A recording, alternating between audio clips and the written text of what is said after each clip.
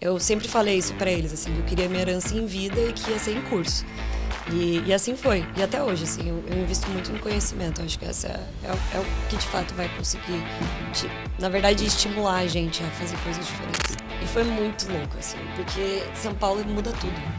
Eu acho que é a cidade mais intensa do Brasil, quiçá do mundo, assim. Eu acho que produto tem algo muito forte para mim, que é atender necessidades, sabe? E talvez essa seja a grande diferença, assim, das disciplinas. Para mim, tecnologia deve continuar sendo como é. E tomava não. Não. Caraca, meu Deus, eu sei que eu tenho competências e habilidades, eu posso ajudar. Por que eu tô tomando tanto não?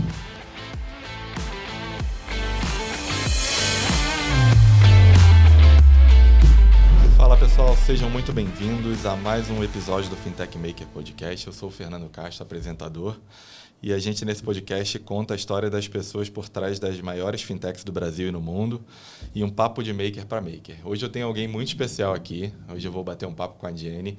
A Jenny, que eu conheci no Vale do Silício e depois em outros projetos, também virou minha amiga.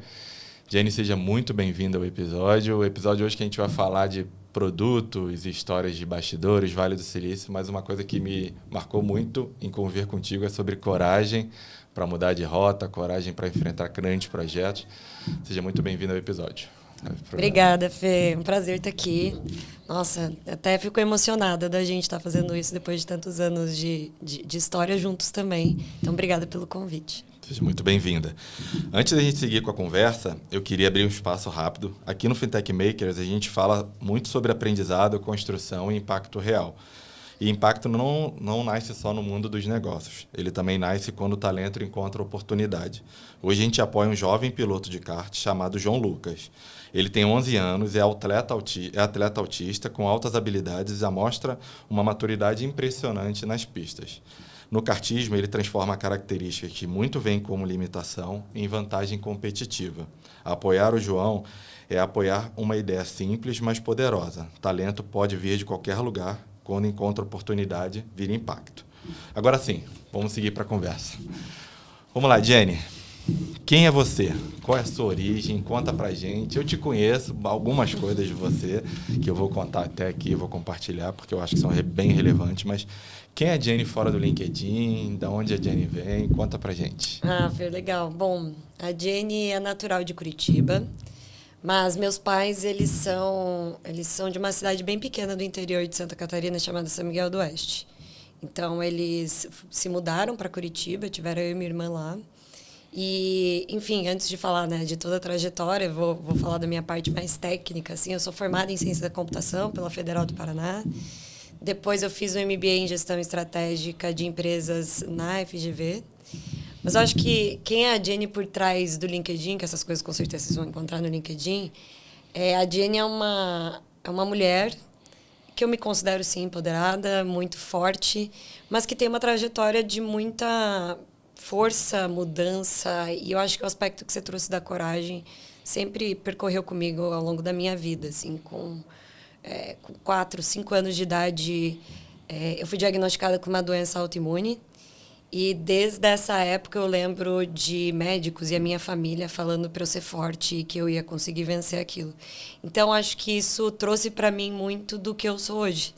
Então, eu nunca desisti, nem naquela época, quando eu tive esse aspecto físico, né, essa questão de saúde, muito menos hoje, com todas as coisas que acontecem no mundo corporativo ou mesmo na vida como ela é. Maravilha. Você se formou em tecnologia, uma área técnica, mas assim, eu sempre estive trabalhando muito com estratégia, pessoas olhando isso. E desde pequeno você já pensava o que você queria ser quando crescer? Quando você, sei lá, estava brincando com suas amigas, com seus primos, sua família, você já tinha essa ideia de carreira de tecnologia ou você tinha um sonho diferente? Nossa, boa essa pergunta. Eu acho que eu sempre quis ser muitas coisas. E isso foi um conflito da infância. E eu lembro de imaginar que eu ia fazer algo que não existia ainda. Sabe? De impacto e de... Eu tinha essa sensação aí, que eu ia fazer alguma coisa que ainda não existia. E, de fato, a matéria, produto, não existia quando eu era criança. E É muito interessante porque acho que quando a gente é criança, a gente tem várias disciplinas que a gente acaba conhecendo como médico, mas eu gostava mesmo de construir coisas. Quando eu ia brincar de casinha, minha parte mais divertida de brincar de casa era montar a casa. Eu não necessariamente gostava de viver depois a casa. 15 minutos montava de novo para montar de novo. Exato. Então eu sempre curti isso, mas eu não tinha muita certeza assim do que eu queria fazer. E eu gosto de não viver com tanta certeza assim, porque eu acho que deixa a gente livre para apostar em coisas diferentes na vida. Eu acho que quando a gente é criança, a gente questiona menos e abre muito a mente, dependendo do ambiente que a gente vive, né? Principalmente você que provavelmente foi sempre incentivada a apostar, a se aventurar, deve ter aproveitado.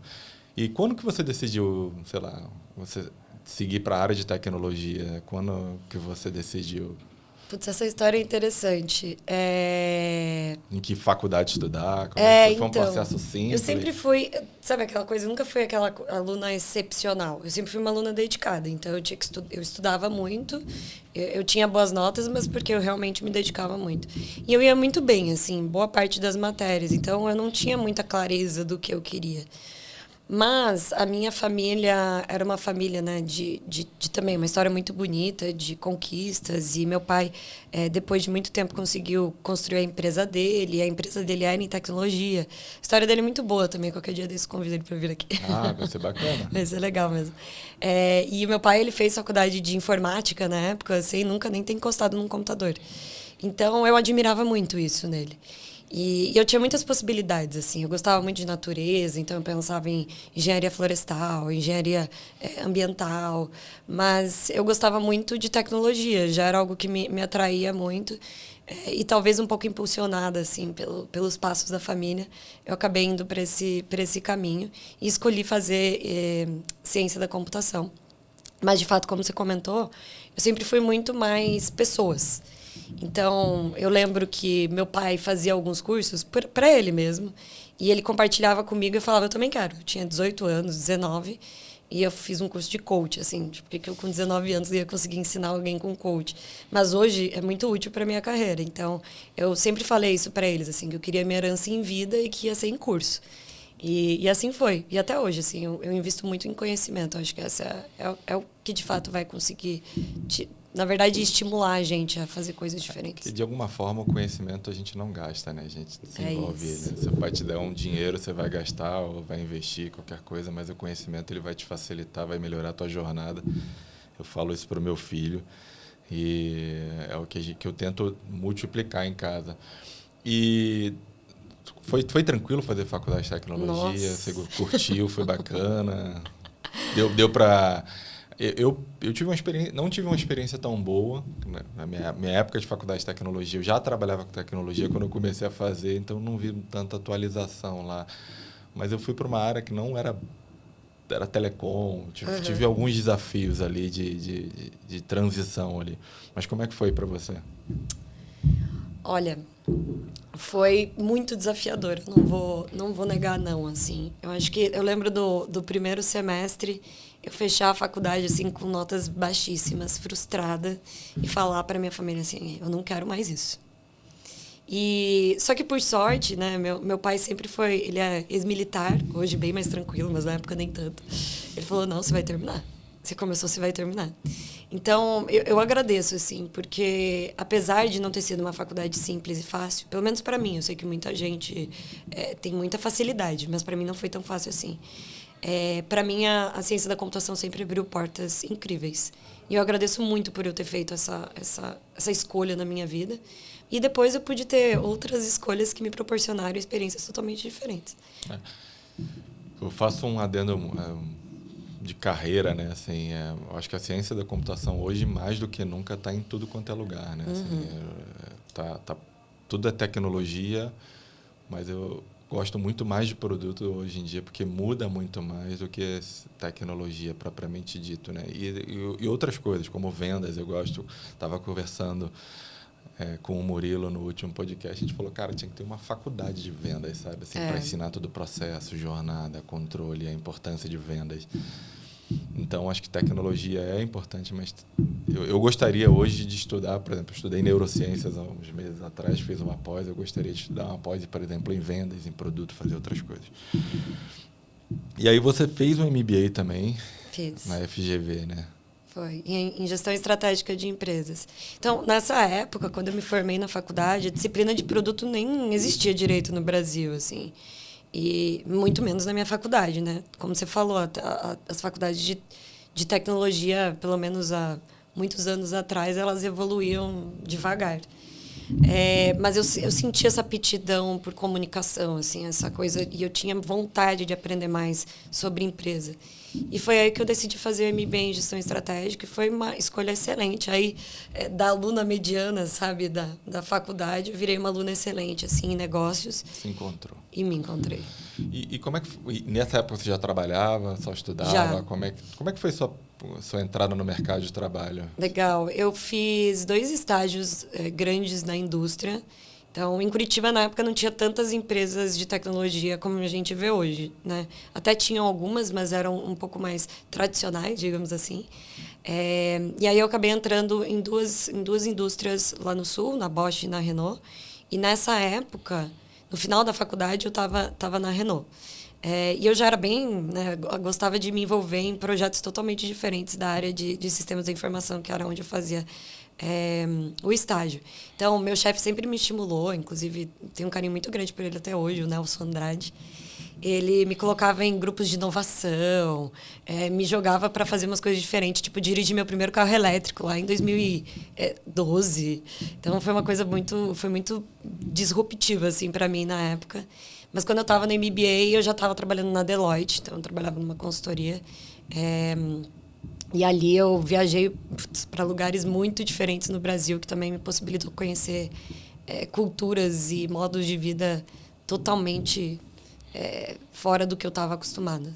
Aí você falou um negócio que é muito importante, né? Assim, principalmente mentores, né, no processo da nossa vida mudam muito, né? Assim, você falou do Nelson, a importância que ele teve de te incentivar, de colocar Sim. ali.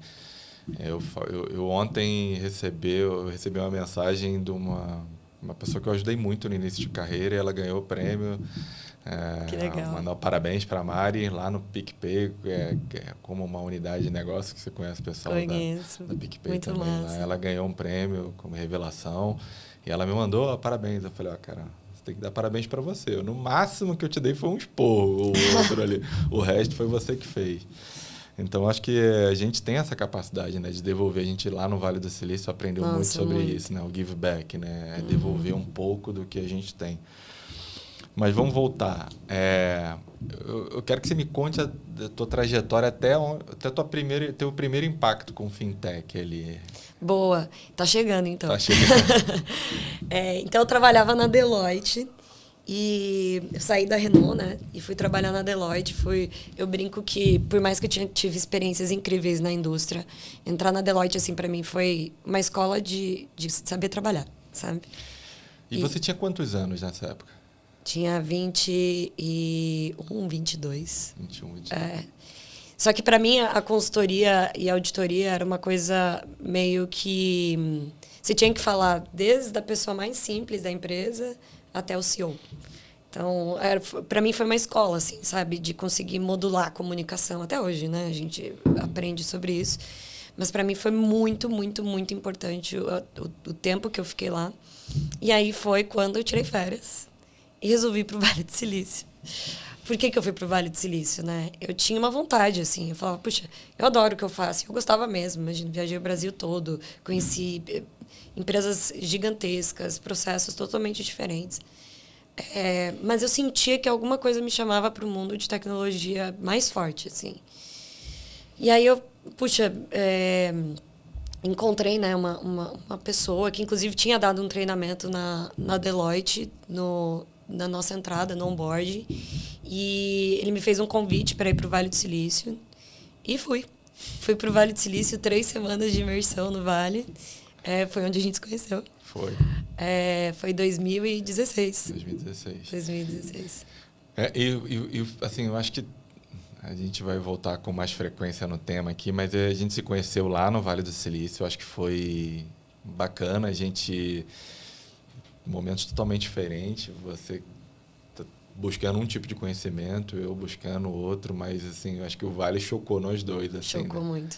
Porque a gente tá ali num momento para beber daquela fonte de conhecimento, sabedoria, a imersão foi uma imersão cheia de problema de infraestrutura e tal, mas era tanta entrega maravilhosa, tanta coisa legal. A gente, pô, em Stanford, a gente fazendo um monte de coisa que aqui no Brasil, infelizmente, a gente não tinha contato. Foi muito bom. E você imaginava quando você foi para o Vale que você ia ter acesso àquilo tudo? Nossa, Fê, com certeza não. Assim, inclusive, pode até parecer meio estranho, mas eu achava que o Vale do Silício era assim, um bairro, sabe? Com cada empresa numa quadra e não aquela monstruosidade que é, né? Aquele arcabouço de um monte de cidades ali que fomenta tanta coisa. E é interessante você falar, né? A gente estava buscando coisas diferentes, mas particularmente eu nem sabia o que eu estava buscando. Eu via isso, né? Assim, a gente estava num grupo e a gente conversava com gente de perfis diferentes. E até eu achei muito rico, mas a gente parava, às vezes, no momento na conversa. Então, sei lá, a gente estava no Facebook e eu queria perguntar sobre fintech, a gente estava com o Fio, ele perguntava de marketing, você perguntava como fazia para morar lá. Verdade. Cada um com um tipo de pergunta, parecia um grupo de maluco fazendo terapia ali. E eu achava impressionante que a pessoa que estava ali, que o convidado que estava ali recebendo a gente, ele respondia todas as perguntas com um nível de maturidade incrível ali, sabe? Preparado para isso. Foi muito bacana. E nessa época, acho que eu estava com 23, 24 anos. E aí foi muito interessante, assim, porque o Vale foi isso, foi uma mudança de chave. Eu estava buscando isso, sabe? Meu eu interno, assim, estava buscando alguma mudança na minha vida. E aí eu lembro que eu voltei para trabalhar. Coloquei, né, a roupinha social, porque né, na Deloitte exigia isso. Eu entrei naquele escritório, assim, sóbrio. A gente tinha visto tantos escritórios disruptivos e coisas coloridas. Sem e coisas... porta, Nossa, totalmente diferente. Que hoje já é muito comum, né? Sim. Tipo, é padrão praticamente dos escritórios, mas em 2016 era uma coisa totalmente fora. E aquilo bateu forte, assim, em mim. Aí eu lembro que eu tinha um chefe maravilhoso também, o Alexandre. Sempre foi um cara muito... Ele entendia que eu era diferente, né? Porque, diferente dos consultores, eu fazia brainstorm com a galera. Eu puxava canvas para os auditores, sabe? Pra gente brainstormar os clientes. E eu cheguei para ele e falei, Alexandre, eu não sei mais se é isso que eu quero. E ele super me apoiou. E aí foi que essa pessoa, que foi o Renato, né? Ele me convidou para trabalhar com ele aqui em São Paulo. E eu só vim. Foi assim, ó... Tinha zero família, zero conhecimento. Eu tinha vindo para São Paulo, sei lá, 2 vezes na minha vida para fazer um curso ali, um curso aqui, para onboarding de empresa, etc.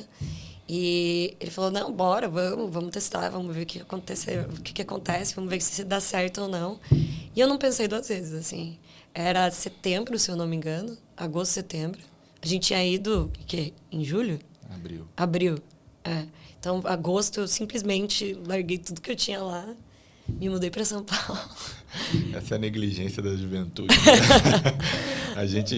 Eu falo da ignorância, né? O poder da ignorância. A gente ignora tudo, né? Tem uma certa idade, a gente não tá nem aí, a gente ignora, só vai mesmo e não olha, não pensa. Vim eu e meu gato só. E foi muito louco, assim, porque São Paulo muda tudo. Eu acho que é a cidade mais intensa do Brasil, quiçá do mundo, assim. E foi muito bom ter acontecido tudo isso que aconteceu, sabe? Inclusive esse empurrão, essa oportunidade com o Renato, me trouxe muito aprendizado, assim, sabe?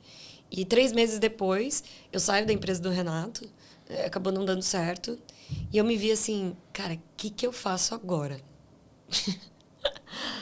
E foi muito legal, Fê, porque, como você disse, né, você sempre me sentiu desenrolada. E eu não tinha medo, assim, de bater na porta. Eu acho que isso é uma característica minha, sabe? Eu não tinha medo de bater lá. Tipo, a gente se conheceu no Vale. Sei lá, alguns meses depois da gente ter viajado junto, eu bati lá, Fê. Então, cara, tô aqui procurando alguma coisa. Não sei exatamente o que eu quero, o que eu vou fazer. Enfim. E tantas outras oportunidades que apareceram nessa época. E eu lembro que você me fez o convite para voltar para o Vale. Você e o João me fizeram o convite para voltar para o Vale. Eu falei, cara, como não? Voltar pro Vale. E eu lembro que foi com uma galera de fintech, lembra? A gente fez 7. Foi, o grupo acho que estava em 12 pessoas 12. e a maioria era fintech, acho que tinha uma pessoa de logística, alguma coisa assim. É verdade, é verdade, tinha uma pessoa de logística. E foi incrível, assim, para mim essa experiência foi incrível. E quem diria que depois que eu voltasse disso eu ia acabar no mundo das fintechs, né? Para mim, pra gente foi muito, para mim principalmente, assim, eu prefiro as pessoas, sabe assim, eu prefiro as histórias, prefiro as pessoas. Eu aprendo muito e gosto de ouvir, assim, acho que até o motivo desse podcast aqui é porque a gente se rotula muito pelo que está explícito ali no LinkedIn, no nosso currículo, no nosso Instagram, mas, cara, 90% a gente não tá ali, acho que até mais. E eu vi uma mudança muito grande em você, assim, sabe? Assim, eu, o João, quem estava do nosso lado, assim, quem viu você, eu te conheci no Vale, puta, legal, e depois eu vi você se transformar muito rápido, assim, foi muito, até essa imersão que a gente te convidou e você topou, e aquilo, pô, tô sendo paga para ir pro Vale, alguma coisa assim, que era o mesmo sentimento que eu falei, estão me pagando para eu voltar pro Vale, eu vou fazer. E acho que pode até parecer chato para quem nunca foi pro Vale ou para quem teve uma experiência não boa com uma empresa no Vale, mas a gente se divertiu muito e foi muito bacana e muito aprendizado. Eu defendo até hoje todo mundo ir, mas eu vi você assim, um amadurecimento muito rápido, eu vi você se transformar muito rápido, se adaptar e uma coragem. E aí quando eu comecei a ver a Desperta, puta, ela é muito corajosa, assim, ela tem muito isso, porque acho que você tinha 23 anos, como você falou. 23, 24 agora. Acho que foram 11 homens, você era a única mulher. A gente ficou todo mundo numa casa, sei lá, era uma casa, acho que tinha 5 ou 6 quartos, alguma coisa assim, mas você ficou na casa com a gente, você dirigiu, cozinhou, assim, traduzia. Assim, acho que a gente teve uma preocupação muito grande, pô, vai ser a única mulher, vamos levar o outro cara ou vamos levar ela? Você, cara, deu muito, de uma certa forma, você deu mais segurança pra gente, por você ser a única mulher, que, ou seja, vai ter alguém controlando esses marmanjos inteiro.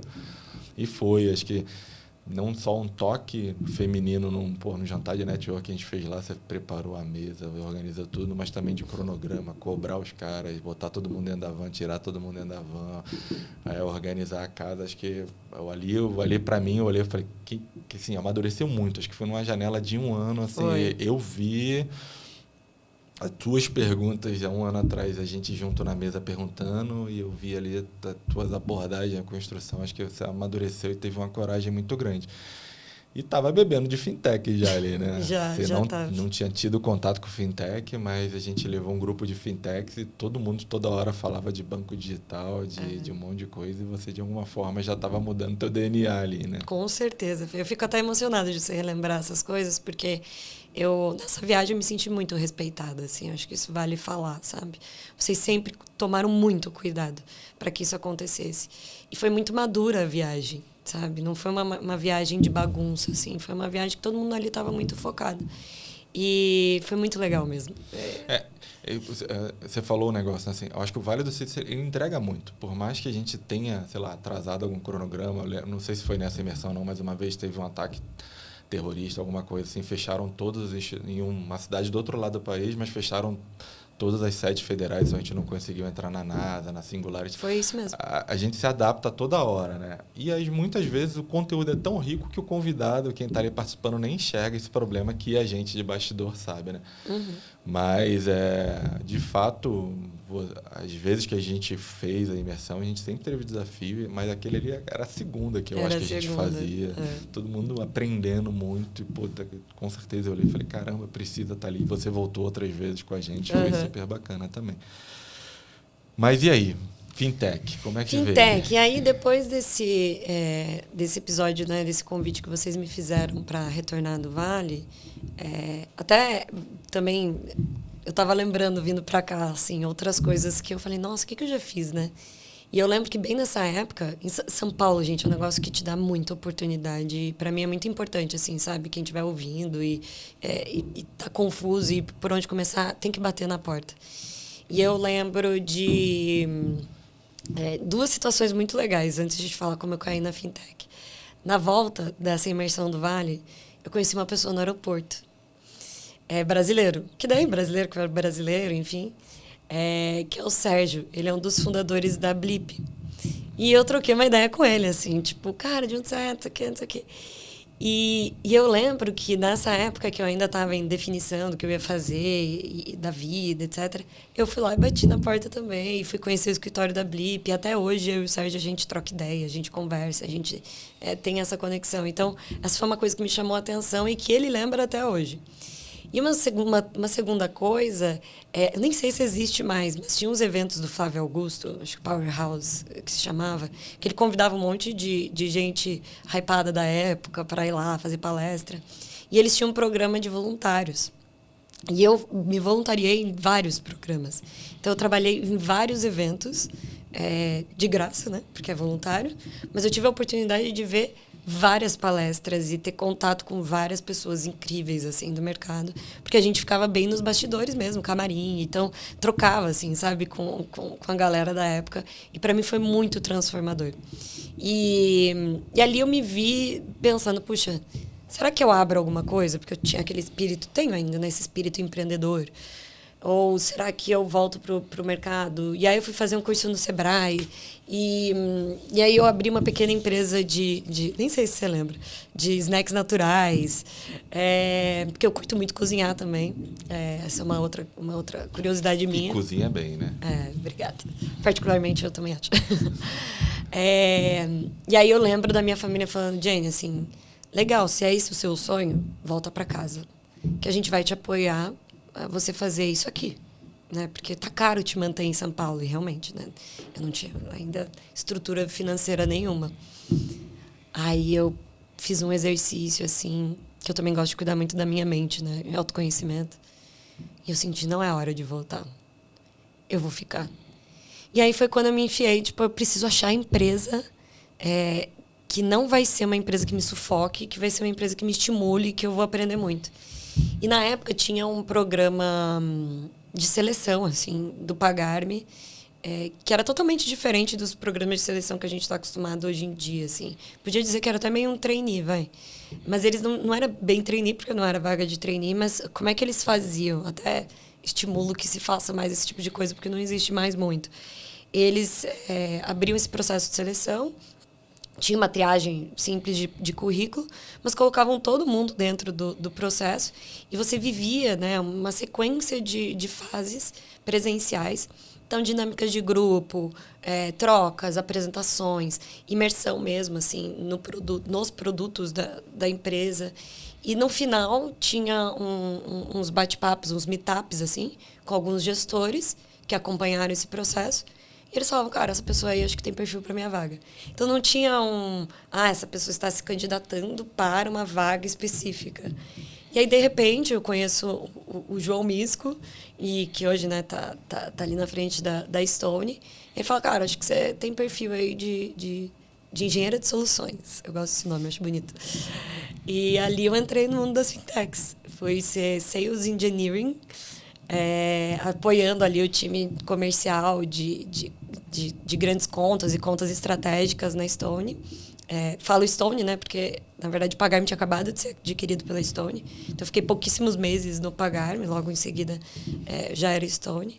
E ali a coisa começou. Eu lembro que foi bacana, assim...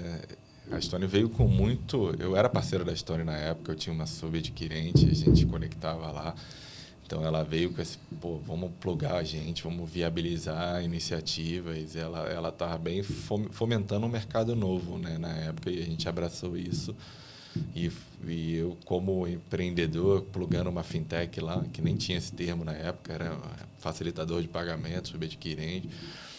E aí, quando a gente se encontrou em algum determinado momento, assim, e acho que a pegada de diferença que te mordeu muito mais, e eu vi não só você, outras pessoas, foi que, sei lá, 95% era extremamente engessado do mercado, Total. Não tinha solução para você desenvolver uma ferramenta, tinha que certificar PCI, aquilo, e a gente tinha uma tecnologia muito vindo, nova, querendo mudar isso, mas no Brasil não aderia a nada, né?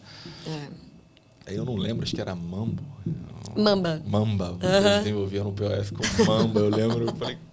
A gente, sei lá, você saiu de uma menina que não tinha conhecimento nenhum para uma mulher que já estava produzindo em Mamba. Eu e o David olhamos assim e falei, cara, que porra é essa que tá acontecendo? Do nada. De repente, de né? repente, assim, quem que mordeu ela? Eu vi essa transformação em você acontecendo, e não só em você, um monte de gente trabalhava lá na época contigo.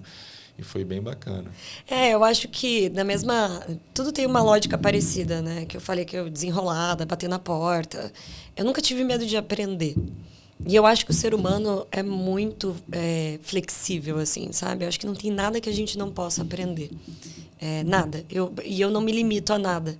Então, eu lembro que na Stone... a gente fazia muitas POCs, né? Para quem não sabe, aquelas provas de conceito, aqueles protótipos para cliente. Porque realmente impacta muito mais uma venda quando você consegue mostrar o e-commerce dele aprovando uma transação ao vivo, assim.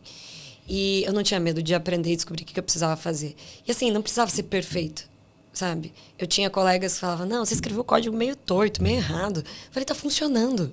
O cliente só precisa ver. É claro que, né, hoje eu prezo muito pela qualidade quando a gente coloca produtos em produção. Mas ali naquele momento, eu precisava entregar o que precisava entregar. E aí eu lembro que... Olha que bizarro, né? Eu fiz faculdade de ciência da computação, mas nessa época eu não sabia o que era uma API. Não era um termo que era conhecido no meio da faculdade, no meio acadêmico. E aí eu lembro que eu tive que aprender tudo isso. E aí era eu lá programando no Postman, coisas com API. E aí, de repente, eu lembro Sem chat GPT. Zero, gente. Esse negócio de chat GPT foi em 2022. Não tem, imagina isso. Ali era 2017. Mas eu era muito desenrolada. Então eu ia atrás, eu perguntava. Eu sempre tive uma capacidade de chegar nos lugares e, cara, quem que vai me ajudar? E eu me aproximava muito, assim, das pessoas cara, me ensina. Nesse tom, assim, de humildade. Até hoje, assim, eu não tenho medo de falar que eu não sei. Enfim. E aí o Mamba é engraçado, porque a gente estava desenhando um projeto para uma rede grande de restaurantes de São Paulo.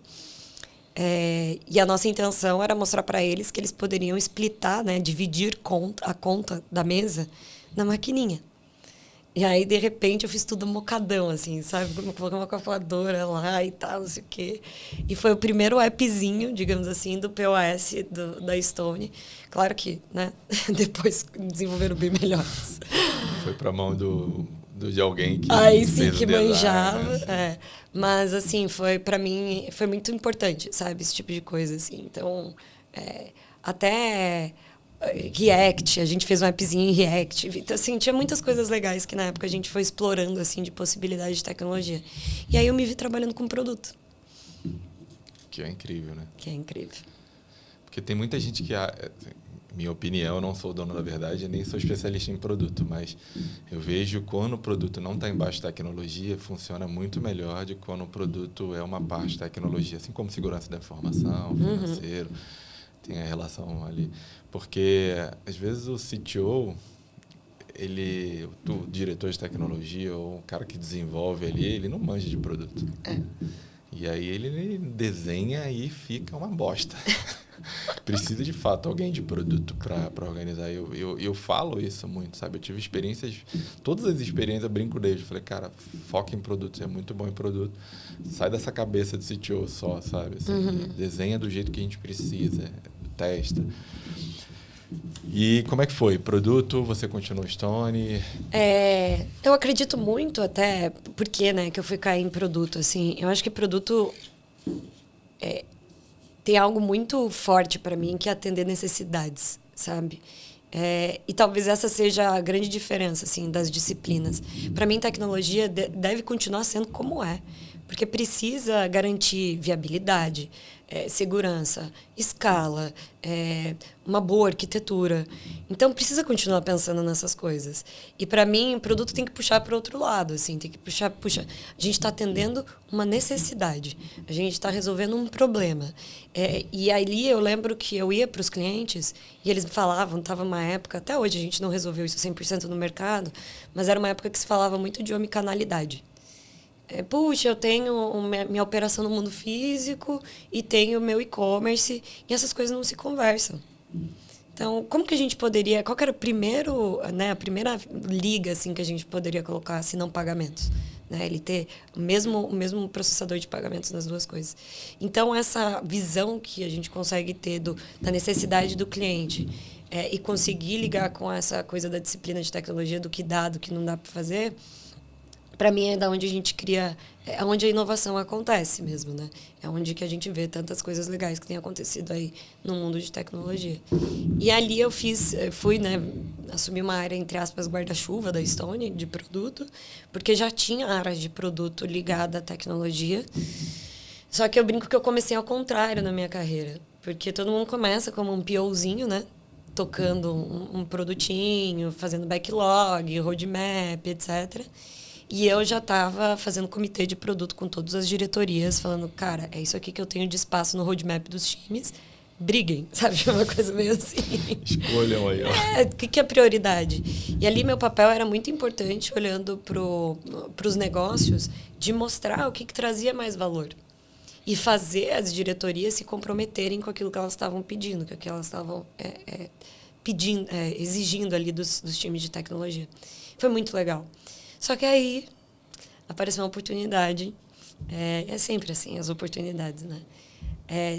De um maravilhoso também que mora no meu coração, que é o Pedro Milanês, que foi um dos primeiros Nubankers aí.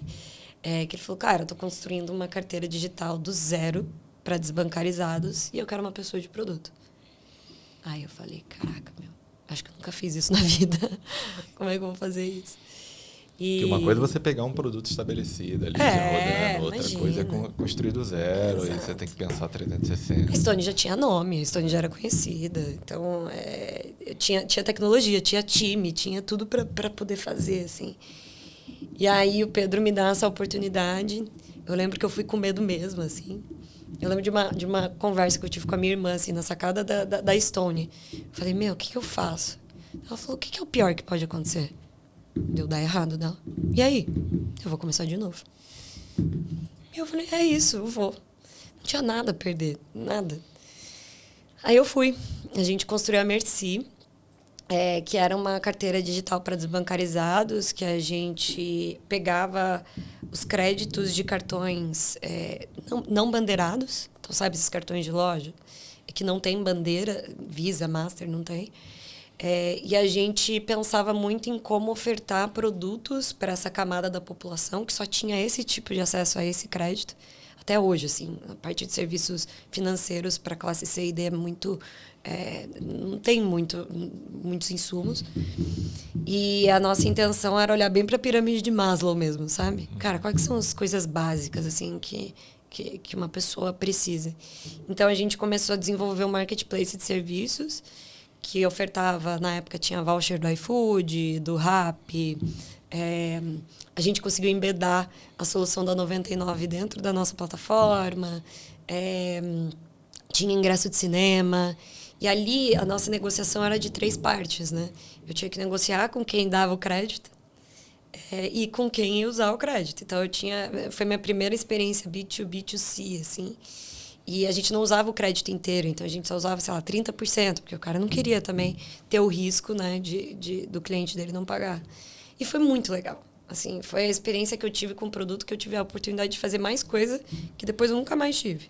Por exemplo, focus group, pesquisa Etna, ir na casa das pessoas, ver como elas vivem, ver como elas usam o dinheiro delas. Foi muito legal nesse sentido, mas... como todo mundo tem uma história que não necessariamente dá certo, essa é a minha. E aí a Merci, ela foi descontinuada dentro ela era uma empresa... a gente era incubado dentro da Conductor. Nós e a Doc, estava nascendo as duas ao mesmo tempo. E aí a gente cede a nossa tecnologia para a Doc, né, do marketplace, tudo que a gente já tinha construído. E eu vou assumir uma área de projetos estratégicos da Conductor, de internacionalização e etc. Mas ali... foi essa é a história da minha vida que eu falei, putz, não deu certo. E faz parte. Hoje eu já consigo contar numa boa, sabe? Mas por muito tempo foi difícil. Porque fica naquele dilema, né? Segura mais um pouco ou sai agora? A gente pensa também, e se eu tivesse ficado lá, onde eu estaria? Total. A gente mal ou bem se compara e se organiza, mas é aprendizado. Eu acho que hoje você consegue tirar de letra tranquilo, mas na época é difícil. Super.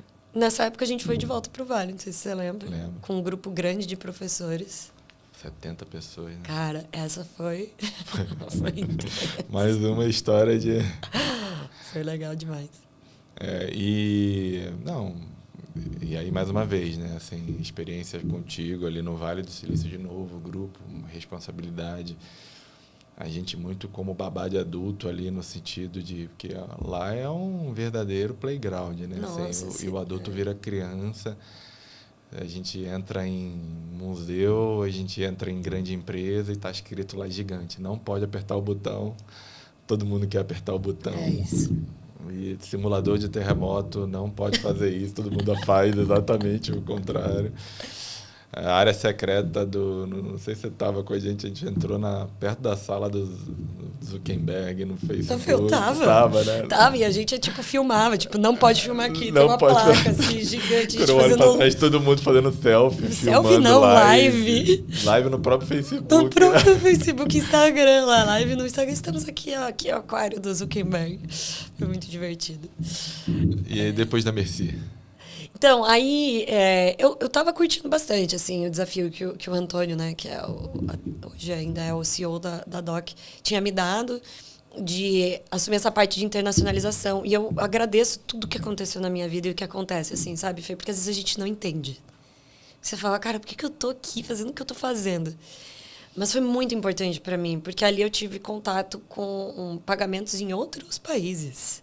E eu tive contato com outras tecnologias, com outras possibilidades, e via como que o mundo estava realmente lidando com pagamentos. Mas alguma coisa, sabe aquela coisinha? Aí você fala, putz, ainda, mesmo sentimento que eu tive, eu ainda tenho que ficar em São Paulo, alguma coisa ainda me dizia que eu não tinha encerrado minha trajetória em produto. Eu ia me dar muito bem em projetos também, né? Mas eu queria ainda voltar para produtos. E eu nem lembro exatamente como foi, mas o PicPay apareceu na minha vida, assim, como uma oportunidade. E eu lembro que eu fui fazer, né? Na época tinha muita essa coisa de entrevista com cases, né? E aí tinha um case, se eu não me engano, de lotéricas, e umas coisas diferentes, assim. E eu fui no escritório do PicPay, fiz o case. E o Eider, né, que foi meu chefe enquanto eu estive lá, cara, assim, foi maravilhoso, sabe? E foi muito legal. A gente ficou, assim, um tempão conversando. Eu apresentei o case e a entrevista se prolongou. E aí eu entro no PicPay. Isso era janeiro de 2020. Já vai pegando aí as datas. E eu lembro que o time, a cultura de produto no PicPay era incrível. Assim, eu falei, caraca, achei meu lugar. Assim, era muito da hora. Muito, muito, muito da hora. Primeiro porque tinham pessoas muito incríveis, de universos totalmente diferentes. E tinha uma governança muito bem estabelecida. E hoje, sendo executiva, eu vejo o quanto isso é importante. Não adianta você ter as melhores pessoas, não adianta você ter o melhor produto. Tem que ter uma boa governança. E hoje eu prezo muito por isso. E para mim, governança é uma boa base do porquê que a gente está aqui, o que a gente está fazendo, como que a gente está fazendo, cerimônias, ritos. É isso que deixa a coisa continuar acontecendo e ter o padrão que tem. E lá tinha isso. Hoje eu consigo enxergar, né? Na época você não entende por que funciona. Você só via acontecendo, né? Você só via acontecendo. E assim, era muito natural, assim. E era divertido, sabe? A gente trabalhava e a gente se divertia. Eu brinco que eu não consigo entender, assim, que foi a única empresa que a gente pagava para ter as camisetas. Porque era tão legal. As pessoas desenhavam as próprias camisetas da empresa e tinha uma lojinha, né? Então, o PicPay também fomentava a gente usar o próprio produto. E aí nossa, era demais. E eu era, em tese, uma das poucas pessoas que tinha vindo de um mercado financeiro, né? Que tinha tido contato com produtos de pagamento. E eu lembro que o PicPay ainda não era uma instituição de pagamento regularizado pelo Banco Central. Nem existia o Pix. O Pix aconteceu só no final desse ano. E a infraestrutura do PicPay ela ainda era uma wallet em início de vida. Eu lembro que a gente tinha desafios, assim, gigantescos, que eu nem vou comentar aqui, né, pra também não... Não, era o conceito de super app, alguma coisa... Ainda não. Não tinha isso. Não, eu não sei se você lembra, mas, tipo, o PicPay, ele tinha uma pegada muito de cashback no início. Então, assim, era uma coisa de... compra aqui, você vai ter um cashback. Só que para você conseguir adicionar dinheiro na carteira, não tinha uma lógica de contas, não tinha créditos e débitos, não tinha essa estrutura, assim, dentro da tecnologia. E aí eu lembro que o Eider, eu tinha ido para assumir uma parte de desbancarizados. E quando eu comecei a fazer todo o discovery dessa parte, eu falei, não tem como eu construir produto para desbancarizados se não tiver um produto bom. E aí ele falou, então toma, assume aí, vai fazer acontecer. E ali eu comecei a sentar e ter conversas do tipo, vamos refazer a arquitetura, e me aproximei muito de tecnologia. Inclusive, você falou de mentores, né? PicPay talvez tenha sido onde eu tive mais mentores. E boa parte deles de tecnologia. E ali eu comecei a me envolver muito mais com essa parte de arquitetura. E quando eu vi, eu tinha assumido como GPM de 5 times core. E aí aconteceu a nossa famosa pandemia. E eu digo que para nós, assim, a pandemia foi algo muito importante. O PicPay cresceu muito na pandemia, muito. Porque a gente estava virando instituição de pagamento regulada, então eu apoiei muito o PicPay nessa fase. O pouco conhecimento que eu tinha ajudou ali bastante todos os times, inclusive o time jurídico. E a gente estava entre a cruz e a espada ali, no sentido de, cara, a gente vai como participante direto do Pix ou indireto? Porque o Pix nem tinha lançado ainda e a regulamentação não tinha saído. E eu lembro, assim, imagina, estava muito restrita aí no escritório e tudo. E, cara, o dia que saiu a nossa regulamentação, tipo, a gente estourou fogos, literalmente. Na sacadinha com a distância, né? Todo mundo de máscara na sacadinha. E ali a gente ligou a chave do Pix direto. Mas a gente estava desenvolvendo os dois juntos, porque a gente sabia o que ia acontecer. Foi muito novo, né? Foi uma oportunidade para a gente ver o negócio nascendo. Eu estava muito forte no mercado de pagamentos, sobre adquirência, cartão, link. E eu lembro que eu escutei coisas tanto da pandemia quanto do Pix, assim. Da pandemia, a gente, isso aí vai durar uma semana. Uhum. E do Pix, você não vai dar nada. Ninguém vai colar isso. Não vai substituir colar, o TED. Não vai substituir nem o TED, nem o débito. Aí, o DOC também, nossa, o DOC nem... bizarro. Aí a gente chegou onde a gente chegou, né? Como é que... Você falou algumas coisas que eu queria voltar. Assim, uma delas é essa questão de olhar para trás em um determinado momento. Agora, com a sua maturidade, depois ver, ficou muito fácil você ver que tudo isso se conecta, né? Então, desde o aprendizado lá do Vale inicial, de vir para São Paulo, de ficar em São Paulo, de arriscar sair da Stone, de empreender ali no começo da Merci e tudo mais e tal. Mas agora é fácil de ver, mas na época provavelmente você ficou com muito receio, medo, sentimento, e de repente até de se comparar com os outros, de repente ver quem ficou na Stone, ou de repente ver quem não arriscou, de repente ver quem estava na área original.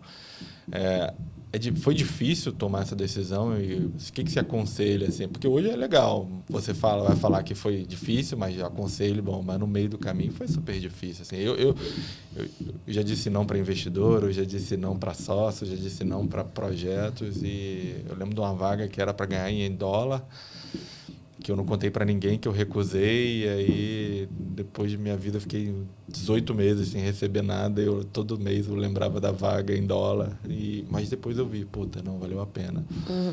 Que conselho você dá para quem está ouvindo, falando assim, tomei uma decisão, tá tudo dando errado,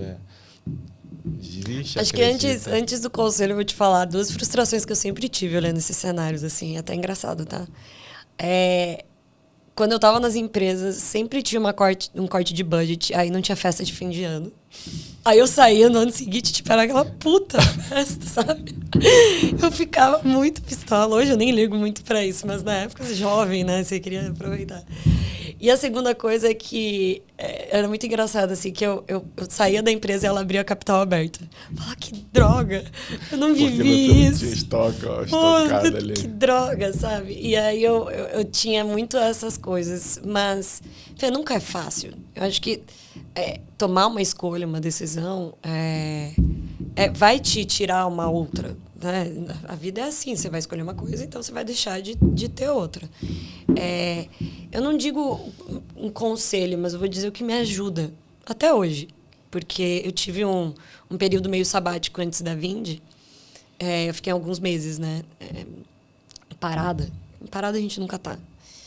Mas para mim foi um período de muita introspecção para eu lembrar o que sempre me manteve forte no caminho, que é a confiança. Eu tenho muito forte em mim, assim, que se você é bem intencionado, se você realmente tem um propósito, sabe? Mesmo que ele não seja tão claro, assim, o que é seu vai vir, sabe? E aí eu ficava vendo, tipo, putz, colegas meus milionários, sabe? Que hoje eu nem converso mais, mas gente que eu conheço próximo de mim, que tem uma puta, sabe, vida financeira já bem resolvida, porque estava no lugar certo na hora certa, sabe? E a comparação ela é inevitável, a gente faz, o ser humano faz isso. Mas eu acho que eu hoje tento olhar a comparação para tentar refletir onde eu tô. E ver o que eu admiro naquele que, né, tá melhor ou não, profissionalmente, financeiramente. E ver o que eu posso fazer para também, se eu quiser, almejar isso. Hoje as minhas prioridades mudaram.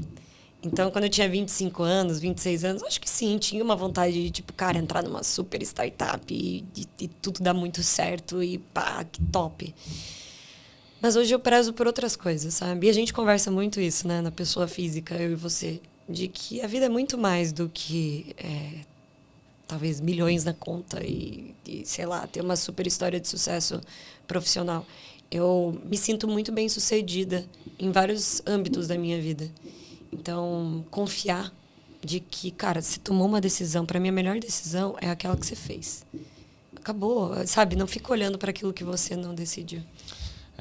Até ajusta a estratégia, ajusta a decisão, mas não fica olhando... Cara, se você pensar que vai executar errado, vai executar errado. É isso. Eu acredito muito no poder da mente, assim, então... Maratonista, eu tenho um treinador e aí, quando começa a olhar o treino e falar, cara, esse treino tá errado, vai dar errado. Eu tenho que olhar e confiar, falar, cara, ele passou isso, tá certo. Ou então já senta, ajusta ali, para de ficar sentando, olhando pro papel e falando, pô, tem alguma coisa errada. E também tem essa dualidade da vida, né? Às vezes está errado mesmo. Você é a peça quadrada no buraco redondo e você tem que se mover dali. Tem que sair. E não é só dinheiro, não é só status, não é só isso. Você tem que se adaptar e algo dentro de você vai despertar para isso, né? Algo dentro de você vai tirar. Eu já trabalhei com pessoas altamente escrotas, assim, que estavam dando certo. Eram as escrotas que eu achava, era para mim, para o meu sócio na época, a gente se mudou e deu certo. Eles deram certo pro lado, a gente deu certo pro outro. É isso. Talvez você que está errado no sistema. Exatamente, e não o sistema que está errado. Isso. E você é um baita exemplo de mudança, né? Eu vi também a tua transformação nesses últimos anos, então é impressionante. E é isso, cara. Sim, você falou, né? A gente é mudança. E a mudança, ela é constante. É isso. A única coisa que é constante é a mudança, né? Então, a gente precisa, para mim, estar sempre apto a mudar. Sei lá, vamos acreditar na estratégia? Vamos. Mas vamos mudar também? Vamos. E olhar, cara, assim, porra, você foi na macaca com a gente, né? Fui na macaca. Nossa, aquele chão cheio de casca de amendoim. E a gente bebendo pra caramba, fazendo tudo isso. Pô, hoje eu não bebo mais. Exato. Assim. Pô, foi maneiro, foi incrível a experiência na macaca. Mas hoje, se eu estivesse no Vale, eu ia falar, puta, vou correr a maratona da Golden Gate, vou fazer uma trilha no deserto, vou fazer alguma outra coisa. É o poder da mudança, né? Sabe que ontem eu tava com uma amiga, né? E ela trabalha no meio financeiro, mas é em private. E ela falou, Jenny, eu sempre quis a vida que eu tenho. É impressionante, eu consegui exatamente aquilo que eu sempre quis. Mas agora eu não quero mais. Eu quero outra coisa. E eu me sinto ingrata. Eu falei, não, você já parou para pensar que às vezes você só precisava chegar nesse ponto para querer outra coisa? Exato. Porque antes você não tinha capacidade de querer outra coisa, porque você não tinha chegado nesse ponto. Então, eu acho que isso é muito importante, sabe? A gente saber que, não é porque eu atingi o que eu queria que agora eu não posso querer outra coisa. Então, você tá subindo um morro, né? A vista é diferente lá de cima, e você consegue enxergar outras coisas, né? Perfeito. E aí, depois do PicPay? Depois do PicPay. Então, a gente viveu essa maluquice intensa, maravilhosa. Eu tenho muita gratidão pelo PicPay, assim. Hoje é outra empresa totalmente, mas eu vivi bem essa parte de growth, assim. Então, a gente cresceu uns 600% na época, na pandemia. E aí, vieram novos executivos para a organização. E ali, depois da pandemia, mais ou menos em 2022, eu recebo o convite para ir para a Vetex. E o Bruno e a Renata me convidam para assumir como head de pagamentos. E para mim foi uma experiência muito, muito, muito interessante, porque a Vtex, ela não é uma empresa de pagamento, mas ela é plugada a quase 400 provedores de pagamento no mundo. Então, ela viabiliza pagamentos dentro das plataformas dentro da plataforma de e-commerce que ela comercializa. E ali, para mim, foi uma experiência muito, muito, muito intensa. Eu brinco até hoje, eu falo, né, que às vezes eu comparava o atual com o ex. Porque como eu tive uma experiência muito maravilhosa profissionalmente no PicPay, eu buscava a mesma coisa na Vtex. E eram outras pessoas, era outra cultura, era outra empresa. E também foi maravilhoso. Mas era diferente. Então, hoje olhando para trás, eu falo, caraca, meu, eu queria, sabe, introjetar aquilo que eu vivi no PicPay lá e não ia funcionar. Mas mesmo assim, foi muito interessante, assim, eu tive a oportunidade de construir a segunda linha de receita maior ali da Vtex, junto com o time de parcerias. Então, eu tive contato com a galera do mundo todo. Ali eu tive a sorte de desenvolver mais línguas, sabe? Usar mais meu inglês. Porque até então não era muito exigido, né? E aí eu lembro que ali também eu passei por um momento bem desafiador na minha carreira, que foram os layoffs das fintechs, big techs e techs todas. E a Vtex também não ficou de fora, né? Então, para mim, pessoalmente, assim, foi muito difícil desligar 30% do meu time. Por conta desses layoffs. Mas ali eu ganhei mais uma casquinha, sabe? Ali eu ganhei mais um degrau de maturidade na área profissional. É um contato com uma área que você não tinha, com um tipo de abordagem que você não tinha tido ainda, né? Total, porque a gente se vê como importante na vida daquela pessoa ali, sente muito isso, desenvolve um lado, sei lá, sentimental, principalmente você que faz muito trabalho voluntariado, se preocupa muito, trabalha em algumas frentes. Eu acho que deve ter sido... Foi duro. Ali eu me vi num papel mais de gestão do que de produto. E eu já fazia gestão há muitos anos, né? Na Stone eu já liderava pessoas. Eu sempre curti liderar pessoas, sempre foi um negócio que eu tive muita aptidão e habilidade. Mas aí eu falei, cara, aqui agora eu tenho que assumir outro papel. Não só vendo competências, performance, desenvolver time. Não é só isso. E ali eu acho que meu coração tocou um pouco mais, assim, sabe? Foi mais difícil, foi mais desafiador.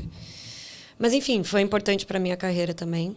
E dentro da Vtex a gente também teve várias mudanças de estrutura, de estratégia, etc. Mas foi muito, muito, muito massa. Eu tive a oportunidade de ir para a NRF, que eu nunca tinha tido. Então, fiquei lá no escritório da Vtex em Nova York. Visitei clientes e parceiros lá. Fui no Google, aí em outra posição, sabe? Não nessa de visitante. Tipo, cara, agora eu tô sentando aqui. Eu lembro de sentar no escritório da Meta. Já era Meta, né, eu acho. Ali perto de onde é a NRF. Vendo aquela vista ali, sabe? Daquele mar ali de Nova York e tudo. E falando, cara, agora eu tô fazendo uma reunião aqui. Que loucura. Agora eu tô falando aqui em inglês, ofertando meu produto. Na verdade, eles estão querendo que eu coloque, sabe, o WhatsApp e tal, não sei o quê. E eu falei, nossa, o mundo mudou para mim mesmo, sabe? E aí eu também fiquei 2 meses na Europa, circulando nos escritórios da Vtex, conhecendo a galera que eu só conhecia, né, por telinha. Então foi muito massa, assim, foi uma experiência muito gostosa. Né? E foi muito fácil, né? O quê? Foi muito fácil, né? Não precisou fazer nada. Nadinha, antes, né? Apareceu lá. Uma coisa que eu vejo, graças a Deus e a oportunidade, essa iniciativa que eu tenho aqui, é de escutar histórias como a sua.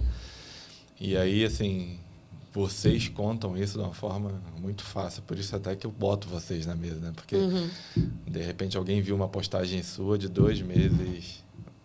passeando na Europa ou uma foto do escritório da Meta em Nova York e achou que foi só fazer o currículo e mandar e daí isso, cara. E eu vi de perto que não tem nada a ver com isso, sabe? Foi muita entrega, foi muita coragem para mudar, foi muita desafio. Eu lembro de um aniversário seu que você me convidou. Cara, eu vi uma coragem incrível ali, que você organizando a sua própria festa, vamos cantar parabéns, e vai você para lá e tal, não sei o que, eu e David olhando assim, você nova ainda. E aí, ninguém vê o esse sofrimento de mudar de lugar, morar sozinho, abrir mão de uma estabilidade que você tinha com seus pais e se desafiar, trocar de área, assumir uma equipe em produto financeiro, coisa que você nunca trabalhou, sendo que você poderia estar numa zona de conforto muito grande e falar um idioma onde você nunca tinha falado ainda, sabe? Por isso que eu acho que é muito rico contar essas histórias aqui, sabe? Porque às vezes a gente está começando uma carreira, um negócio, uma oportunidade, um processo de transição e acha que a gente ter uma dificuldade, a gente encarar um problema ali, é só nosso. Não, todo mundo passa por isso. O cara que está lá dentro de uma oportunidade boa hoje, para entrar naquela oportunidade, ele sofreu muito, ele teve que treinar muito, ele teve que aprender muito para chegar. A Jenny que tirou essa foto lá no Meta e postou como convidada, sendo privilegiada por estar ali, ela ralou muito antes para chegar ali. Sofreu muito. Enquanto muita gente estava se divertindo, ela estava ralando, estava fazendo network, estava viajando, estava sendo babá de adulto, estava virando noite sem ganhar nada. A gente sabe que algumas histórias que você contou aí era uma empresa que não pagava porra nenhuma para as noites que você virava, e eu lembro disso. Mas o conhecimento que você teve foi incrível, assim. Fê. E assim, eu até tenho uma relação hoje em dia com as redes sociais diferente, sabe? Porque eu não julgo quem posta, quem troca essas experiências, mas eu cuido para eu não estimular, sabe, uma vida perfeita que não existe. Minhas redes sociais, pessoais são pessoais, assim, eu tento não misturar, por mais que a gente seja uma única pessoa nos todos os âmbitos, a minha trajetória, ela é o que ela é. E, assim, como você falou, e continua tendo os seus percalços, as pedrinhas no meio do caminho, que você tem que dar uma ajustada, isso e aquilo. Eu não acordo todo dia feliz, eu não acordo todo dia, tipo, motivado, bora, vamos lá. Todo mundo tem os seus desafios, todo mundo passa pelos seus perrengues. Mas eu também não acho que a gente precise ficar compartilhando só as coisas boas e só as coisas ruins. Eu acho que a vida ela é uma mescla de tudo isso que vai acontecendo e que vai te fazendo melhor. Então, não foi fácil. Mas eu gosto de pensar que foi o que eu precisei, sabe? Porque onde eu tô hoje, com certeza, é um resultado de tudo isso que eu me coloquei à prova, que eu sabe, tive, como você falou, coragem, assim, de me envolver ali, de me É um misturar. mix de coisa, né? Volto na dualidade. Tem hora que tem que falar sim e tem hora que falar não. Isso. Tem hora que tem que arriscar, tem hora que tem que perder para aprender, entendeu? Enfim, eu acho que o desafio é, cara, você está colocando alguma coisa boa para dentro, assim, você está aprendendo, Perfeito. você está desenvolvendo, você está fazendo alguma coisa, então continua. No pior dos cenários, você ganhou conhecimento, você ganhou experiência, sabe? Não, é verdade. É isso aí. E depois de Vetex? Cara, aí eu saio da Vetex com um convite interessante, né? Porque na Vetex eu acabei conhecendo muita gente de parcerias e outras empresas, galera da Adin, galera de várias provedores, né? De pagamento. E aí eu conheço o Ricardo Fignoli, que ele estava montando uma empresa com o Bernardo, que era a Marvin. É a Marvin, né? A Marvin tá aí sendo um sucesso também até hoje. E a Marvin, ela tinha uma proposta diferente de ser uma empresa de pagamentos para empresas.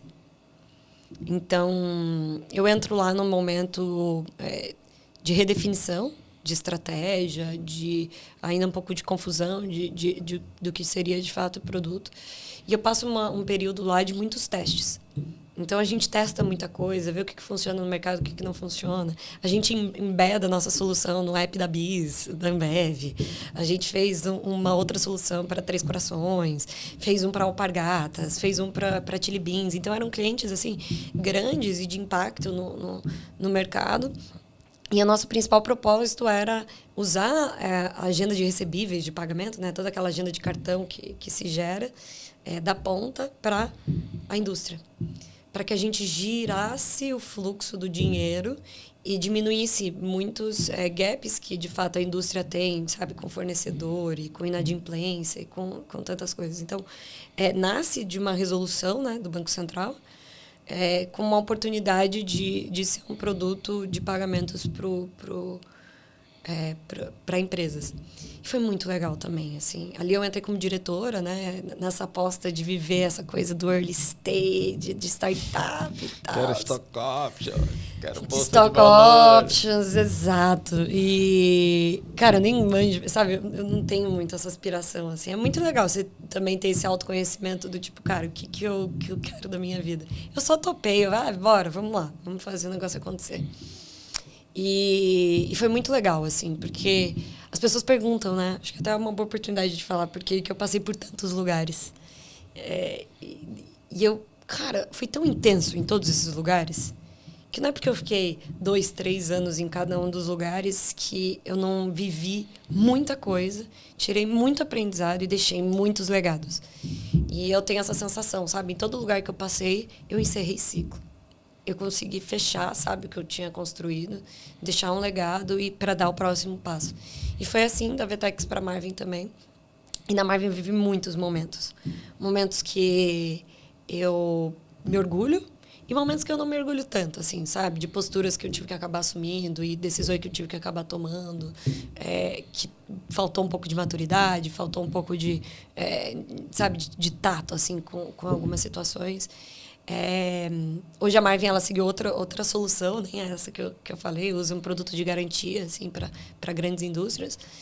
E eu saio de lá numa negociação com os founders, tipo, cara, não está fazendo mais sentido eu ficar aqui, o time estava muito enxuto, produto já não estava demandando, né, uma diretoria de produto. E ali eu resolvo tirar um sabático. Falo, cara, agora eu preciso dar uma pausa. Tipo, o que eu quero da minha vida, sabe? E foi um momento muito importante para mim, assim. Eu sei que talvez tenha sido um privilégio por eu ter conseguido me organizar para fazer isso, né? Mas se as pessoas puderem fazer isso, eu acho que é importante, sabe? Depois de quase 10 anos trabalhando com produto, eu consegui, tipo, cara, não, pera, deixa eu ver o que eu quero da minha vida mesmo. Então, foram 4 meses ali definindo, sabe? Tentando me reencontrar, assim, dentro da minha profissão. E a ponto de, tipo, cara, acho que eu vou dar uma pausa nisso agora, vou abrir um outro negócio, vou começar a fazer outras coisas. E eu fiz, né? Abri um pequeno business ali, eu não fiquei parada, isso é bizarro, né? Falar, vou tirar um sabático, não consegui ficar parada. E aí abri um pequeno negócio ali entre amigos. E aí, de repente... E eu tava fazendo entrevistas, eu tava conversando com empresas. Mas não tava rolando, sabe? Eu acho que isso é importante também falar. Cara, eu fiz muita entrevista. E eu me preparei, eu tive suporte. A Marvin foi incrível na minha saída, sabe? Me ajudou com consultoria de realocação, tudo. Eu fiz entrevistas em empresas gigantes de fora, em inglês. Passei por várias etapas. Cheguei no final praticamente de todas, sabe? A finaleira, assim. Então, imagina como foi intenso. Acho que eu falei com, sei lá, 30 empresas. Cheguei no final de quase 30 processos e tomava não. Não. Eu falo, caraca, meu Deus, eu sei que eu tenho competências e habilidades, eu posso ajudar. Por que eu tô tomando tanto não? E aí eu soltei. Eu falei, cara, deixa acontecer. Tenho 2 braços, 2 pernas, eu tenho capacidade de aprender, vou me reinventar. Se não for mais para seguir no mundo da tecnologia, eu vou fazer outra coisa. Vou cozinhar, vou, sei lá, abrir um negocinho aqui, né? Sei lá, vou me reinventar. E aí, de repente, juro, assim, sabe, o universo na sua mecânica, no tipo, beleza, minha filha, agora você confia mesmo. Agora você soltou, né? Parou de escolher, deixou eu botar onde você precisa estar. Exato. E aí foi assim, de repente, uma amiga que trabalha, né, no meio de RH me indica num grupo de WhatsApp a VP da Vind de RH, manda para a diretora da Vind, ela me manda uma mensagem, fala, cara, você pode falar amanhã? Eu falei, sabe quando você já não está mais? Eu até posso. E é interessante, porque tinha uma coisa que estava ainda me segurando. Eu estava num processo do Nubank. E eu tinha ido para a finaleira do Nubank. Tinha sido muito massa, assim, mas eles falaram, Jenny, agora tem uma outra vaga que faz mais sentido para você.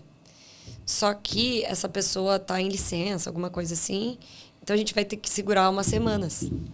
Então, realmente, assim, tipo, vai rolar. Nubank vai rolar, sabe? Tipo, tá tudo certo, cara. Imagina. Falei com todo mundo na empresa. Já tava assim, tava só esperando a carta proposta, sabe? Eles, inclusive, fizeram uma comigo para ajustar valores, tudo. E não saía. E aí, de repente, a Monize fala, não, bora conversar. Eu, vamos falar. E, cara, deu muito match, assim, sabe? Em uma conversa, a gente se deu bem. E ela já tinha também uma pessoa que ela já estava para contratar. E aí ela fala para pessoa de RH, executiva de RH, fala, putz, acho que é ela. Em menos de 5 dias, eles me mandam uma proposta. Aí eu percorro, né? Eu pensei, putz, será que eu devo ir ou não? E tal. Isso foi em dezembro. E 20 de janeiro eu comecei na Vindi. E, cara, tô vivendo uma experiência muito massa, assim. A Vindi realmente, para mim, tá sendo os pontos altos, assim, da minha carreira, sabe? De atuação, de exposição, de habilidades, de grande time. Tá bem da hora. Você tem essa capacidade também, né, de se apaixonar pelo que você está fazendo muito fácil, né? Eu acho que você provavelmente nunca deve ter aceito uma proposta só pelo dinheiro, que você não acreditasse e tudo mais. Acho que você pode até se enganar, mas você acredita ali, você se dedica muito de coração ali quando você está fazendo. Já passamos perrengue no Vale do Silício com tudo para dar errado, assim, e você acreditando, não, vai dar certo, vamos embora. Mas eu acho que chupa Nubank, tô brincando. Demorou muito para mandar a proposta. Mas você falou do negócio do universo, né? Assim, de acreditar, soltar, né? Acho que a gente, às vezes, força muito, né? E são escolhas que não são pra gente. Depois de um tempo, a gente vê. Eu já fiz isso. Tentar negociação com pessoas ou de uma forma que não é. E cara, tava claro que não era bom e você tentando forçar e agora você está feliz. E o que você faz na Vindi? Hoje na Vindi eu sou head de produtos financeiros. Ano que vem eu vou assumir até como produtos de engajamento, growth, porque a gente está fazendo uma reestruturação na área. Mas eu cheguei com o desafio de olhar para toda a estrutura de pagamentos de subadquirência da Vindi. Então, quando a Vindi foi, acho que até vale o contexto, né? A Vindi, naturalmente, era uma empresa de recorrência, de pagamentos de recorrência, assinatura. Esse sempre foi o core, assim, da Vindi. E a LWSA compra a Vindi, né? O grupo da Local Web compra a Vindi e compra outras 3 empresas do âmbito financeiro. Então, compro uma subadquirência, uma empresa de conta digital e uma empresa de provedor de crédito, assim, intermediador de crédito. E aí, junta-se essas 4 empresas e se escolhe uma marca. E a marca escolhida acabou sendo a Vindi. Então, quando eu entro lá, a estrutura ainda estava dividida nessas 4 verticais. Muito segregado. Era muito interessante, assim, imagina, isso faz menos de um ano. Mas a gente lidava com produtos totalmente diferentes. E eu fui convidada, né, para assumir essa parte toda de pagamentos. Então, agora líder de líderes, né? Então eu lidero os GPMs e também design. E meu grande desafio, assim, ao longo desse último ano foi, cara, como é que eu consigo ter uma experiência única para o cliente da Vindi? Porque o cliente da Vindi não sabe que a gente tem 4 empresas aqui embaixo, né? E foi muito legal, assim, porque a minha chefe sempre me deu muita estrada para fazer tudo. Ela confia muito em mim, assim, a gente se complementa muito em muitos aspectos, sabe? Ela é muito business, ela é muito cranião, assim. E eu gosto muito de pensar em estratégia de produto, como eu te falei, né? Hoje eu prezo muito pela governança. Então, estou conseguindo, junto com os meus pares, construir o que a gente acredita de cultura de produto dentro da Vindi. Hoje, né, a gente, terminando o ano, assim, a gente já venceu muito. Então, não tem mais essas 4 barreiras entre a empresa. A gente já está chegando lá num produto único. E muitos desafios que você tem visto aí, né, as regulamentações do Bacen e tal, um monte de coisa que tem acontecido. Mas a gente está vencendo, passinho a passinho. O Bacen está, de fato, ali mexendo muito no tabuleiro, né? E eu não sei se facilita para você ou dificulta, mas mudanças já aconteceram e vão acontecer ainda, né? Principalmente para parte de regulação, parte que tinha muita facilidade, agora acaba que você tem que separar ou se posicionar e fazer. Muito bom. Acho que você tem uma característica muito bacana de trabalhar contigo, né? Assim, você, pela maturidade que eu já vi, e eu estou falando isso, né, para puxar saco, acho que você traz o problema, mas você traz também a solução, né? Assim, você expõe, isso aqui, cara, provavelmente vai dar errado, mas a gente tem como fazer por aqui, por ali, aqui vai custar. Você tem desde que eu te conheço, em experiências particulares e simples, sei lá, fechou o negócio, tem isso aqui, tem aquilo ali, muito. E acho que a Vindy tá em boas mãos ali. Acho obrigada. que você vai arrepiar. Eu queria falar de uma coisa que a gente acabou passando batido, que eu conheço bastante você e sempre vi isso. Assim, um lado, primeiro, você dá aula, né? É verdade, dou aula. Você dá aula há bastante Adoro, tempo já. inclusive. Fala um pouco pra gente disso e depois eu quero voltar no trabalho voluntariado. Boa. Então, eu fiz o curso da Terra, até, né, fazendo público, nem como foi combinado, mas acho que vale citar, né? Eu fiz o curso da Terra quando eu estava lá na Merci, que apareceu esse curso, assim, e eu lembro de falar para o meu chefe, falei, cara, eu acho que seria legal, porque eu tinha lido muito, né, sobre produto, eu sempre busquei muito conhecimento e tentar aprender todas as habilidades, e apareceu esse curso e eu falei para o meu chefe, ele falou, cara, eu te ajudo. E aí foi muito legal, sabe? Porque ele sempre me apoiou, assim, eu te ajudo. Eu pago metade, né? Se bancar outra metade. Cara, e deixa eu só fazer um adendo aqui nisso que você está falando, sabe? Porque eu vejo isso. Acho que é isso que eu vejo muita gente falando, a empresa não ajuda, eu não tive oportunidade, eu estou ali, nunca aprendi nada, nunca me ensinaram. Mas você viu o que você acabou de falar, você viu um curso legal, você foi lá e falou com o teu chefe, e ele falou para você assim, vamos lá, eu te ajudo. Mas quem começou o movimento foi você. Sabe? E eu tenho falado isso Obrigado. Cara, o primeiro passo tem que vir da gente, sabe? É isso. Se a gente não pedir oportunidade, se a gente não pedir passagem, se a gente não pedir ajuda, se a gente não der o primeiro passo, o milagre não vem, sabe? Exato. E eu vou te dizer que, para mim, foi muito importante uma BP de RH, a Gabi, inclusive, do PicPay, que ela me deu uma lição em uma frase, assim. Ela falou, Jenny, quem é dono da sua carreira é você. Assim, o seu chefe só tem que te facilitar as coisas. Você tem que bater na porta. E eu já tinha essa característica, né? Dificilmente, e aí eu compartilho com a galera, dificilmente eu ganhei um aumento porque meu chefe falou, nossa, você é brilhante, toma aqui um aumento. Eu fui atrás. Sim. Eu batia na porta, eu falo, cara, quando que sai meu aumento? O que eu preciso para ter esse aumento? Se os meus antigos líderes assistirem, eles vão lembrar. Eu falo, cara, eu já faço tudo isso daqui, sabe? O que está faltando ainda? Me diz, eu quero ir atrás disso.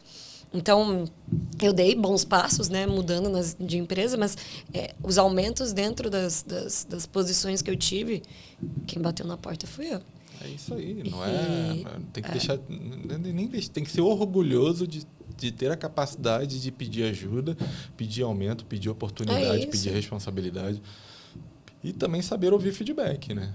É isso. Falar, cara, você não tem aumento porque a tua meta era essa e você entregou 10% dela. Eu tive uma chefe na Estônia que ela falava assim que a vida era pós-paga, a vida não era pré-paga, sabe? Que você tem que fazer antes de receber esse aspecto e não receber para depois fazer. Então, eu acredito muito nisso, sabe? Até nessas questões mais filosóficas, se coloca na posição que você quer estar.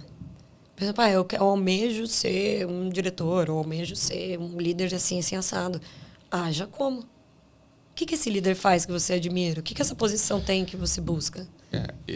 Assim, filosofando, assim, todo dia eu falo pro meu filho, cara, você deu mais hoje ou você recebeu mais pro mundo? Isso é massa demais. Sabe, você vai dormir com a conta positiva ou com a conta negativa? Você ajudou mais pessoas ou foi ajudado mais? Você tem que deixar a tua conta positiva, hein? Mas como é que eu faço para poder ajudar? Cara, não sei, faz um pouco, olha, vê se é um amigo que precisa de ajuda, vê se é em casa que precisa de ajuda, vê se é na escola que precisa de ajuda. Então, acho que no trabalho também. E esse negócio que você falou de estar na posição certa, eu estava em Nova York, na casa de um amigo que trabalha numa indústria farmacêutica gigante, ele é muito bom tecnicamente falando, e a gente estava conversando sobre oportunidade. E aí, assim, os tempos mudaram, A gente está num outro tempo, principalmente na área de tecnologia, que exige menos, mas, porra, ainda assim se exige alguma coisa. E ele imagina, uma indústria farmacêutica que tem... Que estão bombando, inclusive, né? Que estão bombando, mas que tem ainda aquele dom de ser formal. E ele é da área técnica, ele queria assumir o cargo de liderança. Aí eu dormi na casa dele uns 2, 3 dias, fui correr a maratona lá e fiquei, puta, foi super divertido. Aí ele acordou de manhã, eu fui deixar ele no trabalho, que eu ia ficar com o carro dele, a gente trocando ideia, cara. Aí eu fui, na volta, ele foi trabalhar com a camisa de gamer, com tênis colorido, assim, sabe? Todo o perfil técnico. Eu falei, cara, o quadro que você está assumindo e a função que você está assumindo está perfeito. Você é um cara técnico, que você trabalha com teus amigos estereótipo total, né? Agora, se você... Quem é teu chefe? Quem está sentado na cadeira que você quer assumir? Ele falou o nome da pessoa, como é que ele se veste, como é que ele se vai, ele fala de quê...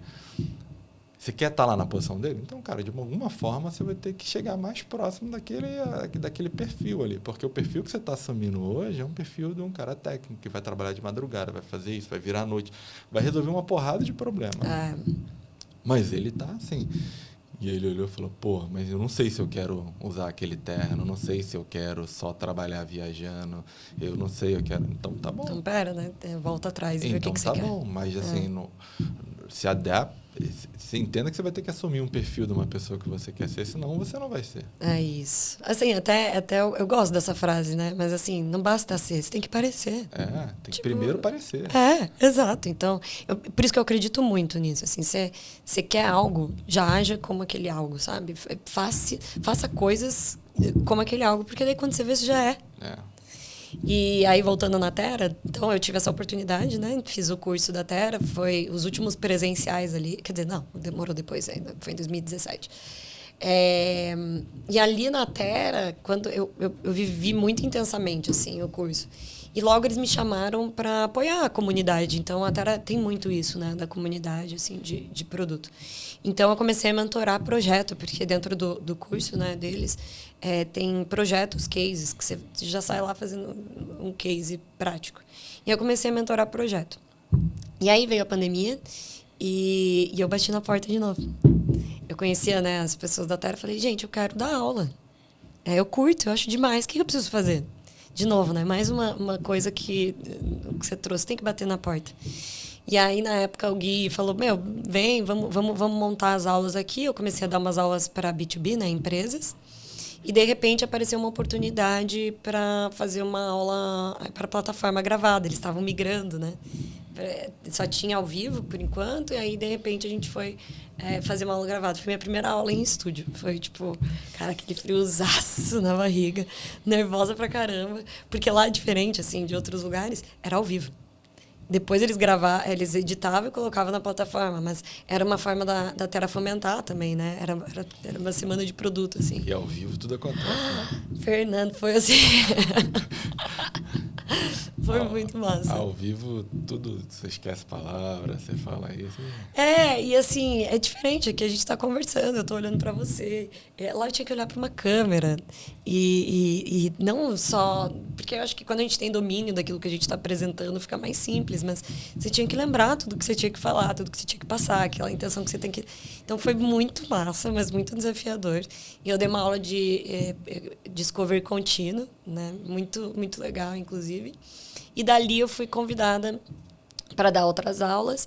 E no início desse ano, no final do ano passado, o Felipe Fabes me liga e fala, cara, a gente vai fazer um MBA. E a gente tá te cotando, topa? Aí eu falei, caraca, eu nem sabia que eu podia dar aula no MBA. Eu falei, só vamos. E aí hoje eu sou expert de 2 módulos, né, do MBA da Terra. Um módulo de Discovery executivo e um módulo de liderança estratégica. E, cara, eu sou apaixonada. É muito da hora, assim. É muito legal mesmo. Eu não sei. Conhecimento é sempre bom, né, cara? E deve ser muito bacana multiplicar conhecimento, ganhar para isso, participar. Quando você vê que você ajuda, de fato, você resolve dor, você vê o negócio. É incrível, né? E eu falo para os meus alunos, assim, que para mim a aula eu mais aprendo do que ensino. sabe? Para mim é sempre essa troca, né, entre aprender e ensinar.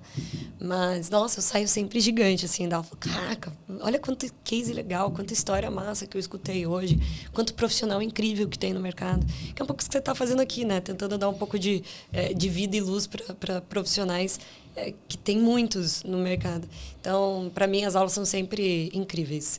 Eu adoro. Show de bola, professora. Você também trabalha com muito voluntariado, né? Assim, seja o mais formal. Acho que quando eu te conheci, você era de um instituto. Eu ainda sou. Eu faço parte de uma escola de desenvolvimento e treinamento mental, que se chama Provida. E na Provida a gente tem muita oportunidade de fazer trabalho voluntário em diversas frentes. E não só nisso, assim, no negócio mais formal, eu vejo que seu voluntariado, desde intencional, como do Flávio Augusto no Provida, mas também, assim, em várias oportunidades você foi voluntária, seja na macaca para pegar a cerveja no bar, ou seja, pô, deixa que eu dirijo, deixa que eu resolvo isso. Eu sempre vi você muito ativa em querer resolver, em querer, sei lá. Eu sou muito voluntário em muita ação porque eu gosto de me sentir importante, eu gosto de participar, eu gosto de aprender, gosto de ajudar as pessoas, gosto de estar ali como isso. E eu vi muito isso de você, sabe? Assim, como eu te falei, desde uma estruturada intencional, como também no dia a dia, assim, com, sei lá, numa relação não profissional ou não grande. Assim, se acorda e fala, puta, eu vou ajudar alguém hoje, como é que é? Você ou já está mais... Nossa, já baixou essa bola e não, acho não que tem não mais tempo? Não, acho que para mim é o contrário, assim. Eu vejo muito a vida como uma ampuleta, sabe? Em algum momento você é mais ajudado, em algum momento você tem que ajudar mais. Eu acho que eu já cheguei no momento da minha vida que eu quero ajudar mais. Que você falou, né? Às vezes é intencionado, às vezes não é. Para mim, deveria ser sempre intencionado. A gente deveria sempre colocar intenção nisso. Então, eu acredito que a gente deveria doar sempre de nós, sabe? Do nosso tempo, da nossa matéria, sei lá, de tudo. Porque tem um pouco do teu trabalho, assim, nisso, né? Você trabalha com produto e muita coisa que o produto faz é invisível, né? Uhum. Ninguém vê ali a melhoria, a velocidade, porque logou tão rápido, ou por que tá assim. Porra, vocês trabalharam meses ali, subiram muitos fix ali, ou muitas funcionalidades para o produto ter essa estabilidade e isso. E outras também, as pessoas acham, sei lá, vou dar um exemplo. Eu lembro, a gente fez num jantar de network lá no Vale do Silício, no meio de um treinamento e tudo mais. A gente estava organizando e daqui a pouco você sumiu.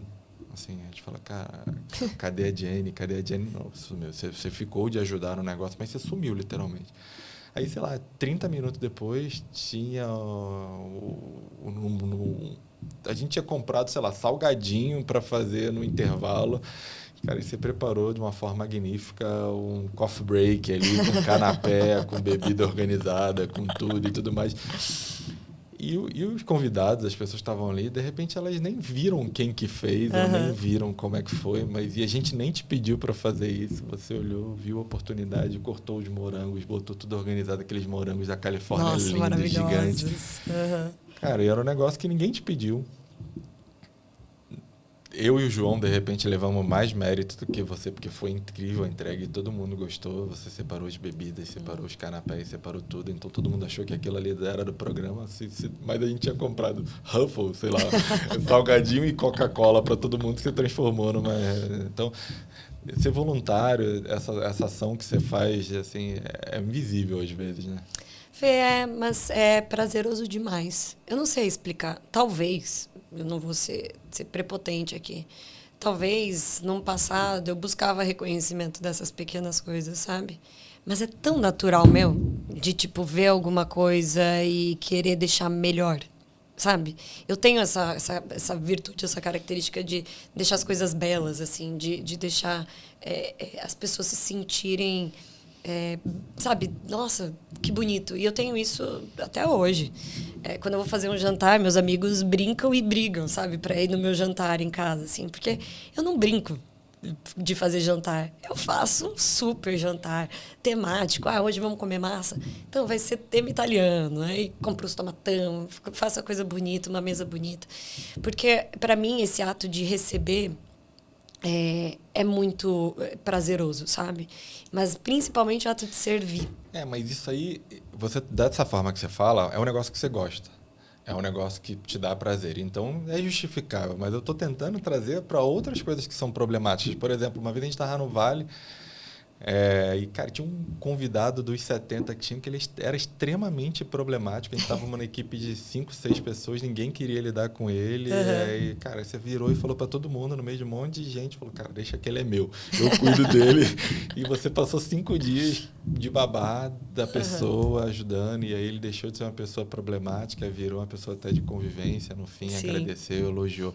Então, é isso que eu estou falando, assim, legal, fazer uma comida, que é um negócio que você gosta, que você faz, é natural, mas, pô, eu já vi você pegando um problema extremamente que, de fato, você não queria estar ali, de fato, estava impactando no time, ia degradar a nossa entrega, o nosso nível de serviço, a gente ia, sei lá, tirar na ampulheta ali, no papelzinho, na porrinha, para ver quem ia ficar, e você se voluntariou, pegou. Sim. Eu via que você estava desconfortável, até me...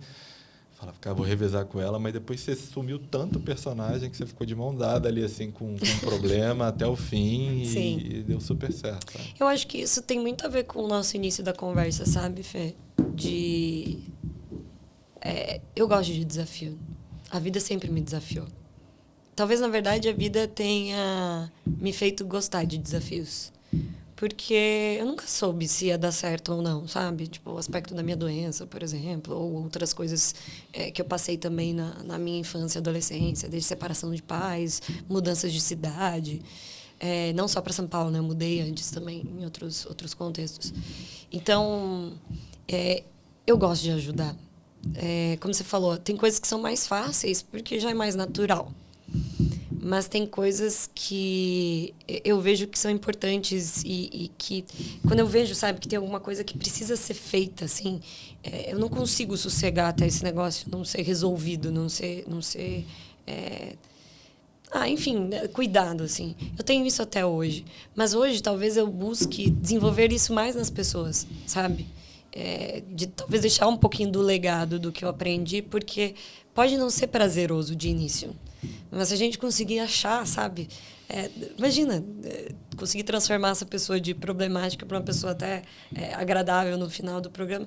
Não é um negócio que fala, caraca, top, consegui. Resolveu o problema da imersão da pessoa. Exato. É legal. Então, É que a gente hoje tende a se afastar disso, né? Tende a dividir com os outros também, entende? Eu vi você abraçando muito. É uma característica positiva, não eu curto. Não, mas eu curto. Eu acho isso bem... Eu gosto. Bom, vamos falar uma coisa aqui. Futuro de fintech. O que você vê do futuro das fintechs? Sei lá, inteligência artificial está aí, né? Não tem como negar. Mas o que você vê além disso? Eu vejo que a gente vai ter muitos desafios assim nos próximos anos. Não por olha que interessante, né? Não por falta de tecnologia, mas pelo excesso dela. Então, eu lembro quando o ChatGPT, né, estourou assim e teve que dar um break porque estava quebrando o reCAPTCHA, sabe, de banco, de app de banco. Então, o excesso de tecnologia está gerando até um aspecto de, cara, como é que a gente consegue ter camadas melhores de segurança. Então, eu acho que as fintechs nos próximos anos vão colocar muito olho nisso, assim, sabe? Como que, de fato, a gente consegue resguardar e assegurar as pessoas que a parte financeira delas tá garantida, assim, porque, cara, com tecnologia tudo pode acontecer. Eu acredito bastante ainda em bitcoins, stablecoins, essas coisas. Eu acho que ainda tem muita trajetória, sabe? Talvez alguns bons longos anos de se migrar. Acho que, por enquanto, o que move, né, o mundo são as moedas diferentes. Mas eu acredito que o futuro das fintechs ainda está focado em soluções melhores para as pessoas, sabe? A gente tem muita oportunidade de melhorar o que existe, né? Exatamente. De melhorar, seja em preço, né? Assim, por exemplo, conversei com uma pessoa aqui que acredita muito que o crédito vai ser muito personalizável no futuro, assim, sabe? O banco hoje ele dá o mesmo crédito para você financiar o carro, ele te analisa da mesma forma, financiar o carro, a casa, Exato. o estudo, o limite do cartão. Então, acho que esse é um movimento que eu acredito. A tecnologia, assim, o que a gente tem vai melhorar, mas eu concordo contigo. Está tendo uma esquizofrenia muito forte, esquizofrenia muito forte, de muita coisa, muita informação. Eu lembro no ChatGPT lançou todo mundo postando, que era especialista de tudo, né? E-book para tudo quanto é lado. Então a gente está brincando. Exato. Mas eu acredito muito que, de novo, né? Quando me perguntam, você acha que a IA vai substituir, né, o ser humano? O ser humano é insubstituível, assim, sabe? Eu acho que assim como a gente aprendeu a lidar com novas profissões, como eu falei lá, que não existia profissão de produto quando eu comecei a faculdade, eu acho que a gente vai se adaptar de novo, sabe? E as fintechs também vão precisar se adaptar a novos mundos, a novas tecnologias, a novas regras, que a gente comentou aqui do Bacen, a novas oportunidades. E, no fim, vão ser pessoas que vão estar por trás. Então, para mim, o futuro das fintechs ainda são as pessoas. E eu coloco ainda, porque longe de mim achar que não vai ter um futuro totalmente automatizado. Mas eu acredito muito nisso. Acho que são ondas que a gente passa de transformação. A gente está passando por uma muito grande com excesso de tecnologia e facilidade. Está muito fácil. E não é só... gravar um podcast hoje é muito mais fácil que gravar um podcast há 10 anos atrás. Tudo isso devido à tecnologia. Então, a tecnologia está ajudando todo o ecossistema, né? Está ajudando desde um carro elétrico a uma gravação do podcast, a uma fintech. Então, vai melhorar a vida, vai ser desafiador para mercados e empresas tradicionais que não se adaptarem. Mas eu acredito muito nas pessoas, eu acredito muito em olhar as pessoas, olhar a dor e fazer isso. Teve alguma história de bastidor, perrengue, curiosidade que você queira contar, que você não contou? Você já contou um monte aí, né? Caramba, de pensar. Sei lá, alguma história bacana que você... Não precisa ser de fintech, não pode ser da sua vida. Acho que a gente está falando muito aqui disso, né? De momento espiritual, de história de vida. Eu tenho vontade de falar de muita coisa minha aqui, mas acho que é muito isso, aprender quando você falou de ensinar, de dar aula. Puta, eu tenho aula aqui, cada vez que eu venho aqui eu aprendo, cada vez que eu venho aqui eu escuto.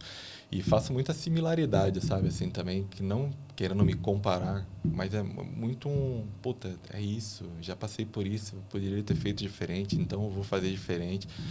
Eu acho que quando eu tinha 7, 8 anos, eu também tive uma doença autoimune e o médico falou para minha mãe assim, olha, 18 anos, ele não anda mais, sabe? Nossa, meu. E hoje eu sou maratonista, corro 42 quilômetros, vou fazer uma prova de 90 quilômetros. Então, assim, cara, pega a informação que você tem e não assume ela com a verdade. Coloca a tua verdade nela, sabe? Você acha, mãe solteira na época, assim, 3 filhos, o médico falando isso, e ela olhou para mim e falou, fica quieto, você vai andar. É isso. E aí, hoje a gente está conversando, semana passada, batendo um papo sobre isso, e ela falou, viu, você está correndo uma prova, maratona. E eu falei, mãe, vou te falar, eu nem lembrava disso. Então, que coisa, né? Trouxe para mim uma outra verdade que até hoje sempre corri, sempre brinquei, nunca vi. Bom, perrengue não tá me vindo nada agora, mas eu queria citar, assim, um dos maiores projetos atuais da minha vida foi casar. E eu citei tanta gente aqui, né, do meio profissional, não podia também deixar de citar meu marido, o Ivan. E a nossa história foi muito curiosa, porque a gente se conheceu aqui em São Paulo, dentro dessa escola, né, que a gente frequenta, e eu brinco que a gente teve 2 temporadas. Porque a gente teve a temporada pré-pandemia, aí a gente terminou na pandemia, ficou 1 ano e meio afastado. E ele me procurou de novo, assim, no final de 2021. Falou, cara, vamos tentar. Eu falei, você tá doido? Tipo, 1 ano e meio a gente não se vê, e você quer tentar? Como assim? De novo. Só que foi pra mim, naquele momento que a gente falou bastante de mudança hoje, né? Eu lembro de olhar ele me olhar, e a gente fala, cara, como a gente tá diferente. Até fisicamente, sabe? A gente tava diferente, assim. E eu sempre fui muito orgulhosa, vai. Talvez um pouco até prepotente em relação às minhas verdades, em relação às coisas que eu acreditava. E eu lembro de falar para as minhas amigas que eu jamais voltaria com ele. No tipo, putz, não, acabou a nossa história, já deu de que tinha aqui, né? E a gente voltou e casou. E ali, para mim, é mais um exemplo da vida mostrando que a gente tem que estar aberto, sabe? a oportunidades. E ele foi e é minha melhor escolha, assim, diária. Ele é um parceiraço. Eu amo ele demais. Quero construir minha família com ele, né? Futuramente ter os nossos filhos. Que era coisa que eu nem imaginava. Eu lembro quando uma das vezes que a gente foi pro Vale, você falou, Jenny, não vai namorar, cara. Que não dá pra você ficar viajando assim, namorando e tal, não sei o quê. E eu não tinha vontade. Eu falava, não tenho vontade de namorar, casar e tal. E aí chegou um momento da minha vida, eu falei, cara, é isso que eu quero. Eu quero isso, eu quero viver isso, sabe? Então não é um perrengue, mas para mim é uma história muito bonita, assim, sabe? De também dar o braço a torcer.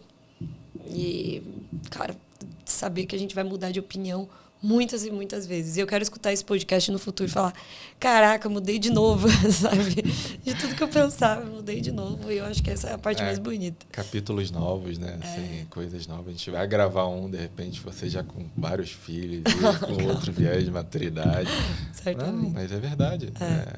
A ideia desse podcast também ele será temporal, porque, de repente, daqui a 10 anos alguém vai escutar a tua história e vai ser uma história que está acontecendo para ele ali naquele momento, ele vai conseguir aprender, vai conseguir fazer.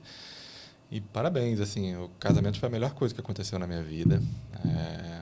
Casei com uma pessoa, e a mudança é a única constante que a gente tem. Eu casei com uma pessoa totalmente diferente que ela é hoje, eu também sou uma pessoa totalmente diferente que eu era. Que bom, né? Que bom.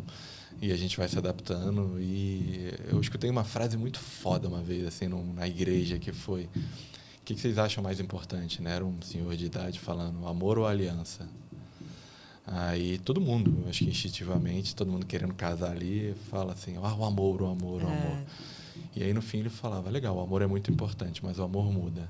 A aliança é mais importante, porque a aliança, o cabelo vai cair de um, a barriga vai crescer no outro, o emprego vai falhar, e uma hora isso vai mudar, os gostos vão mudar, o país vai mudar, o mundo vai mudar, mas se vocês tiverem aliança, vocês se adaptam, vocês continuam firmes e fortes. E isso que a gente lá em casa, a gente faz muito, sabe? Assim, mudamos muito, mas continuamos aliados, sabe? Continuamos parceiros, a gente continua seguindo junto. É difícil, não é fácil casar, mas a gente vai aprendendo, a gente vai melhorando, né? Não, mas que lindo isso, vou guardar para mim. A gente acredita muito nisso também. Porque, cara, assim, muda o jeito, cara, que você se veste muda, o jeito que você dorme muda, a tua saúde muda, você se debilita, sabe? Cara, eu não li ali um livro, hoje eu leio o livro, sabe? Assim, então o que você tem que se adaptar, você tem que mudar. E se você, mas quando eu casei com você, você era assim, cara, esquece aquele cara. Pelo amor de Deus, esses papinhos de internet eu acho péssimo, sabe? Tipo, que a mulher casa com o homem esperando que ele vá mudar e que o homem casa com a mulher esperando que ela nunca vá mudar. Tipo, gente, pelo amor de Deus, assim, sabe? Eu acho que isso é filosofia barata, com todo respeito ao dono dessa filosofia. Eu acho que a gente deveria ter a capacidade, sabe, de conseguir olhar o belo sempre em qualquer mudança. E eu agradeço muito, assim, ao meu marido, porque eu passei por um perrengue, né, que eu contei aqui, que eu fiquei um tempo sabático. Não foi fácil. Talvez eu tenha contado até com um pouco mais de paz no meu coração, mas na época não foi fácil. Mas ele também passou, sabe? E os dois juntos, assim, parece que fortalece ainda mais, sabe? Passar por essas dificuldades e a gente superar e a gente seguir. Então, casamento, para mim, com certeza foi o maior projeto aí nesses últimos anos. E eu tô curtindo demais. Aí, lógico, tem gente que tem experiência negativa, tem gente que tem que se adaptar e tudo mais, mas quem conseguiu acertar, quem conseguiu fazer, eu acho que é muito bom o casamento. É isso, que top. Top. Agora, eu sempre faço uma pergunta aqui por temporada, pergunto para todos os participantes, que todo mundo faz. A pergunta que eu queria te fazer é, o que é uma fintech para a Jenny? O que é uma fintech para você? Cara, para mim é interessante isso, porque para mim fintech, a gente falou, né, o futuro das fintechs é de pessoas, e eu acredito que a fintech é pessoas também. Então, para mim não tem como a gente construir soluções financeiras se a gente não olhar para as necessidades. E o dinheiro move o mundo, a gente também não pode ser, né, achar que não. E para mim a gente está nessa cadeia de mexer na parte mais sensível da vida das pessoas, que é a parte financeira, com um olhar humano, tem um super potencial. Então, para mim, fintech deveria ser humana. E eu vou fazer isso até o meu último dia em fintechs, colocando o meu lado humano, colocando a minha responsabilidade no meio. E eu lembro muito forte, eu estava na Stone, e eu te falei, né, que eu era criança, e eu falava, eu sei que eu vou fazer uma coisa grande. Eu sei que eu vou mudar o mundo, sabe? Eu sei que eu vou fazer algo nesse sentido. E aí eu lembro de falar, caramba, eu estou trabalhando com dinheiro, será que eu deveria largar tudo e ajudar um país que tem necessidades? Aí me veio um sentimento de, cara, eu tenho que ajudar quem está do meu lado. Que eu seja uma pessoa melhor para o meu colega, para o meu par, para o meu liderado, para o meu líder.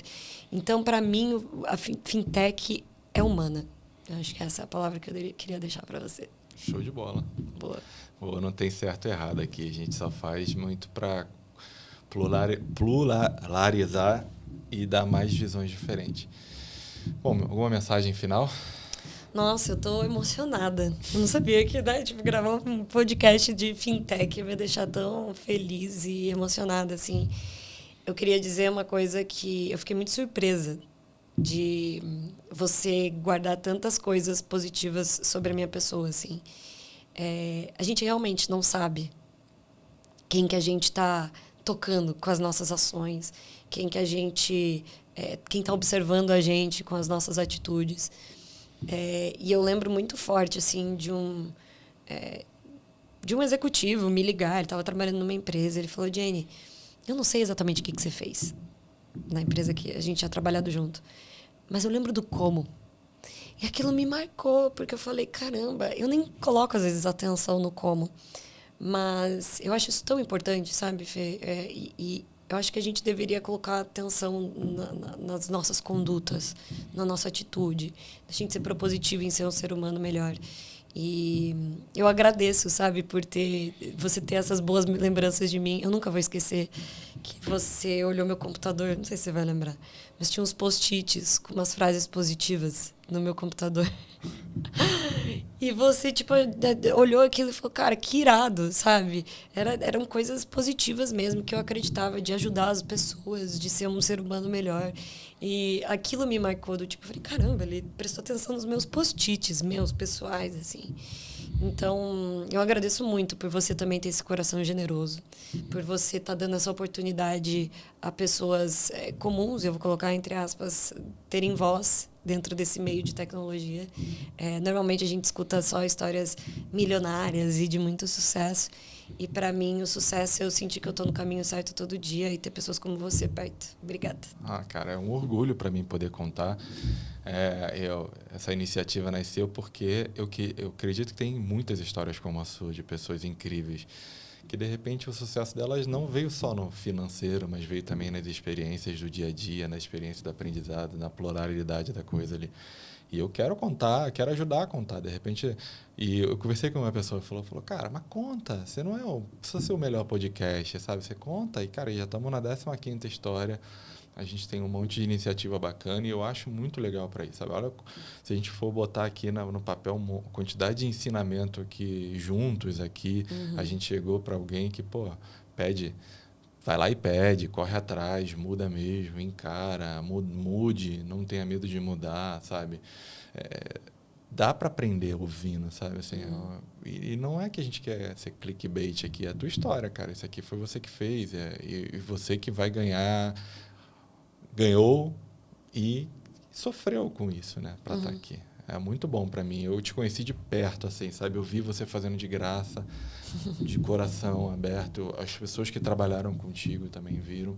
E é muito interessante que, por mais que as experiências que eu fui tendo com você era ainda muito nova, mas já era muito grande, sabe? E aí depois a gente até se distanciou um pouco com o tempo. Infelizmente, não voltamos tanto para o Vale quanto a gente achou que ia voltar. Quem sabe um dia, né? Quem sabe um dia. Mas você, desde nova, já demonstrava muito isso, sabe? Esse querer muito grande, essa força muito grande, essa colaboração. E a gente até queria matar umas pessoas, às vezes. Quando a gente sentava e falava, caralho, como é que a gente vai conseguir lidar com essa pessoa? De inimigo comum, né? E eu achava legal, às vezes, assim, você sabia, eu gosto muito de brigar com os outros. Thalissa, sou bom porradeiro. Mas eu também gosto muito de perdoar, de deixar passar, Cara, de você me seguir ensina em muito frente, nisso. sabe? E aí, assim, tem pessoas que eu já te liguei, de repente a gente se encontrou e a gente falou, puta, esse cara é um filho da puta, sei lá, brigamos e tal. E aí depois eu falo, puta, fiz as pazes. Sei lá, liguei, pedi desculpa. Mas você não estava errado, tá? Vai, foi bom. Então, você também é assim, eu já percebi isso. Fê, sim, mas sabia que você me ensina muito também nisso? Você nem deve saber, mas assim, o teu coração é muito generoso, Fernanda. Assim, nossa, eu lembro quando eu tava lá nos perrengão. E você, tipo, fala com o João e fala, pô, vamos levar ela pro Vale. Ela já esteve lá com a gente, ela manja, vamos. E eu falo, cara, eu nem conheço ele direito e ele me deu essa oportunidade. E para mim, esse aspecto do perdão é muito forte. Eu acho que a gente tem que ter, não a capacidade de perdoar no momento que acontece, porque faz parte, é difícil isso mesmo. Mas a gente conseguir limpar esse sentimento que a gente guarda dentro da gente, com certeza dá muito mais leveza para seguir. Concordo. E abre espaço para novas histórias, novas aventuras. De repente, aquela pessoa que você perdoou ou a pessoa te perdoou, que você foi lá pedir perdão, vai ter uma história boa contigo, um novo futuro, e enfim. Mas, de verdade, eu sou muito grata a tudo que aconteceu. Tudo. E todas as pessoas que, inclusive, me fizeram sentir raiva. Porque faz parte, elas me despertaram sentimentos que foram importantes para eu lidar, sabe? Para eu tratar dentro de mim. Então, eu agradeço muito mesmo que tudo tenha acontecido da forma como aconteceu. E, nossa, enfim, obrigada. Muito obrigado você por estar aqui com a gente, compartilhar essa história com coragem, com verdade, abrir o coração aqui, ensinar a gente também, compartilhar coisa boa. E, na verdade, é um podcast de fintech, meio tecnologia financeira, mas a gente aqui não falou pouco de produto, falou pouco de tecnologia, falou muito mais de pessoas, falou de coragem, falou de história de vida, de mudança. Muito bom. Chegamos num ponto de... É isso que eu quero fazer nesse podcast, e pessoas como você e os outros convidados que estiveram aqui me ajudam muito a tentar entregar um pouco disso. Que demais. Eu sou muito grata. Obrigado. E lembrando, né, para você que está ouvindo a gente, histórias como a da Jenny, histórias como a de todos os outros convidados que estiveram aqui, que fazem essência. A gente tem um monte de podcast técnico, a gente tem um monte de conteúdo na internet técnico, mas nossa principal missão aqui é contar e compartilhar o dia a dia e a vida de pessoas que fazem esse mercado, que estão no bastidores. Então, se você conhece uma história legal, quer compartilhar a sua história com a gente, entre em contato, né, comigo pelo LinkedIn. Também vou deixar aqui o LinkedIn e os contatos de Instagram da Jenny, também quem quiser trocar uma ideia. Ela é mentora, precisa de mentoria, precisa de apoio, aí vê se acha um espacinho na agenda dela. E lembrar, para quem quiser apoiar, o João Luca, que é o nosso piloto de kart juvenil, 11 anos, autista, que está enfrentando bastante desafio. Kart é um esporte caro. Então, a gente aqui patrocina ele. Então, se tiver uma oportunidade, quiser apoiar, patrocinar, é super bem-vindo. Vamos apoiar e vamos transformar o mundo num lugar melhor. Beleza? Valeu. Obrigado, pessoal. Tchau, até a próxima. Obrigado, João.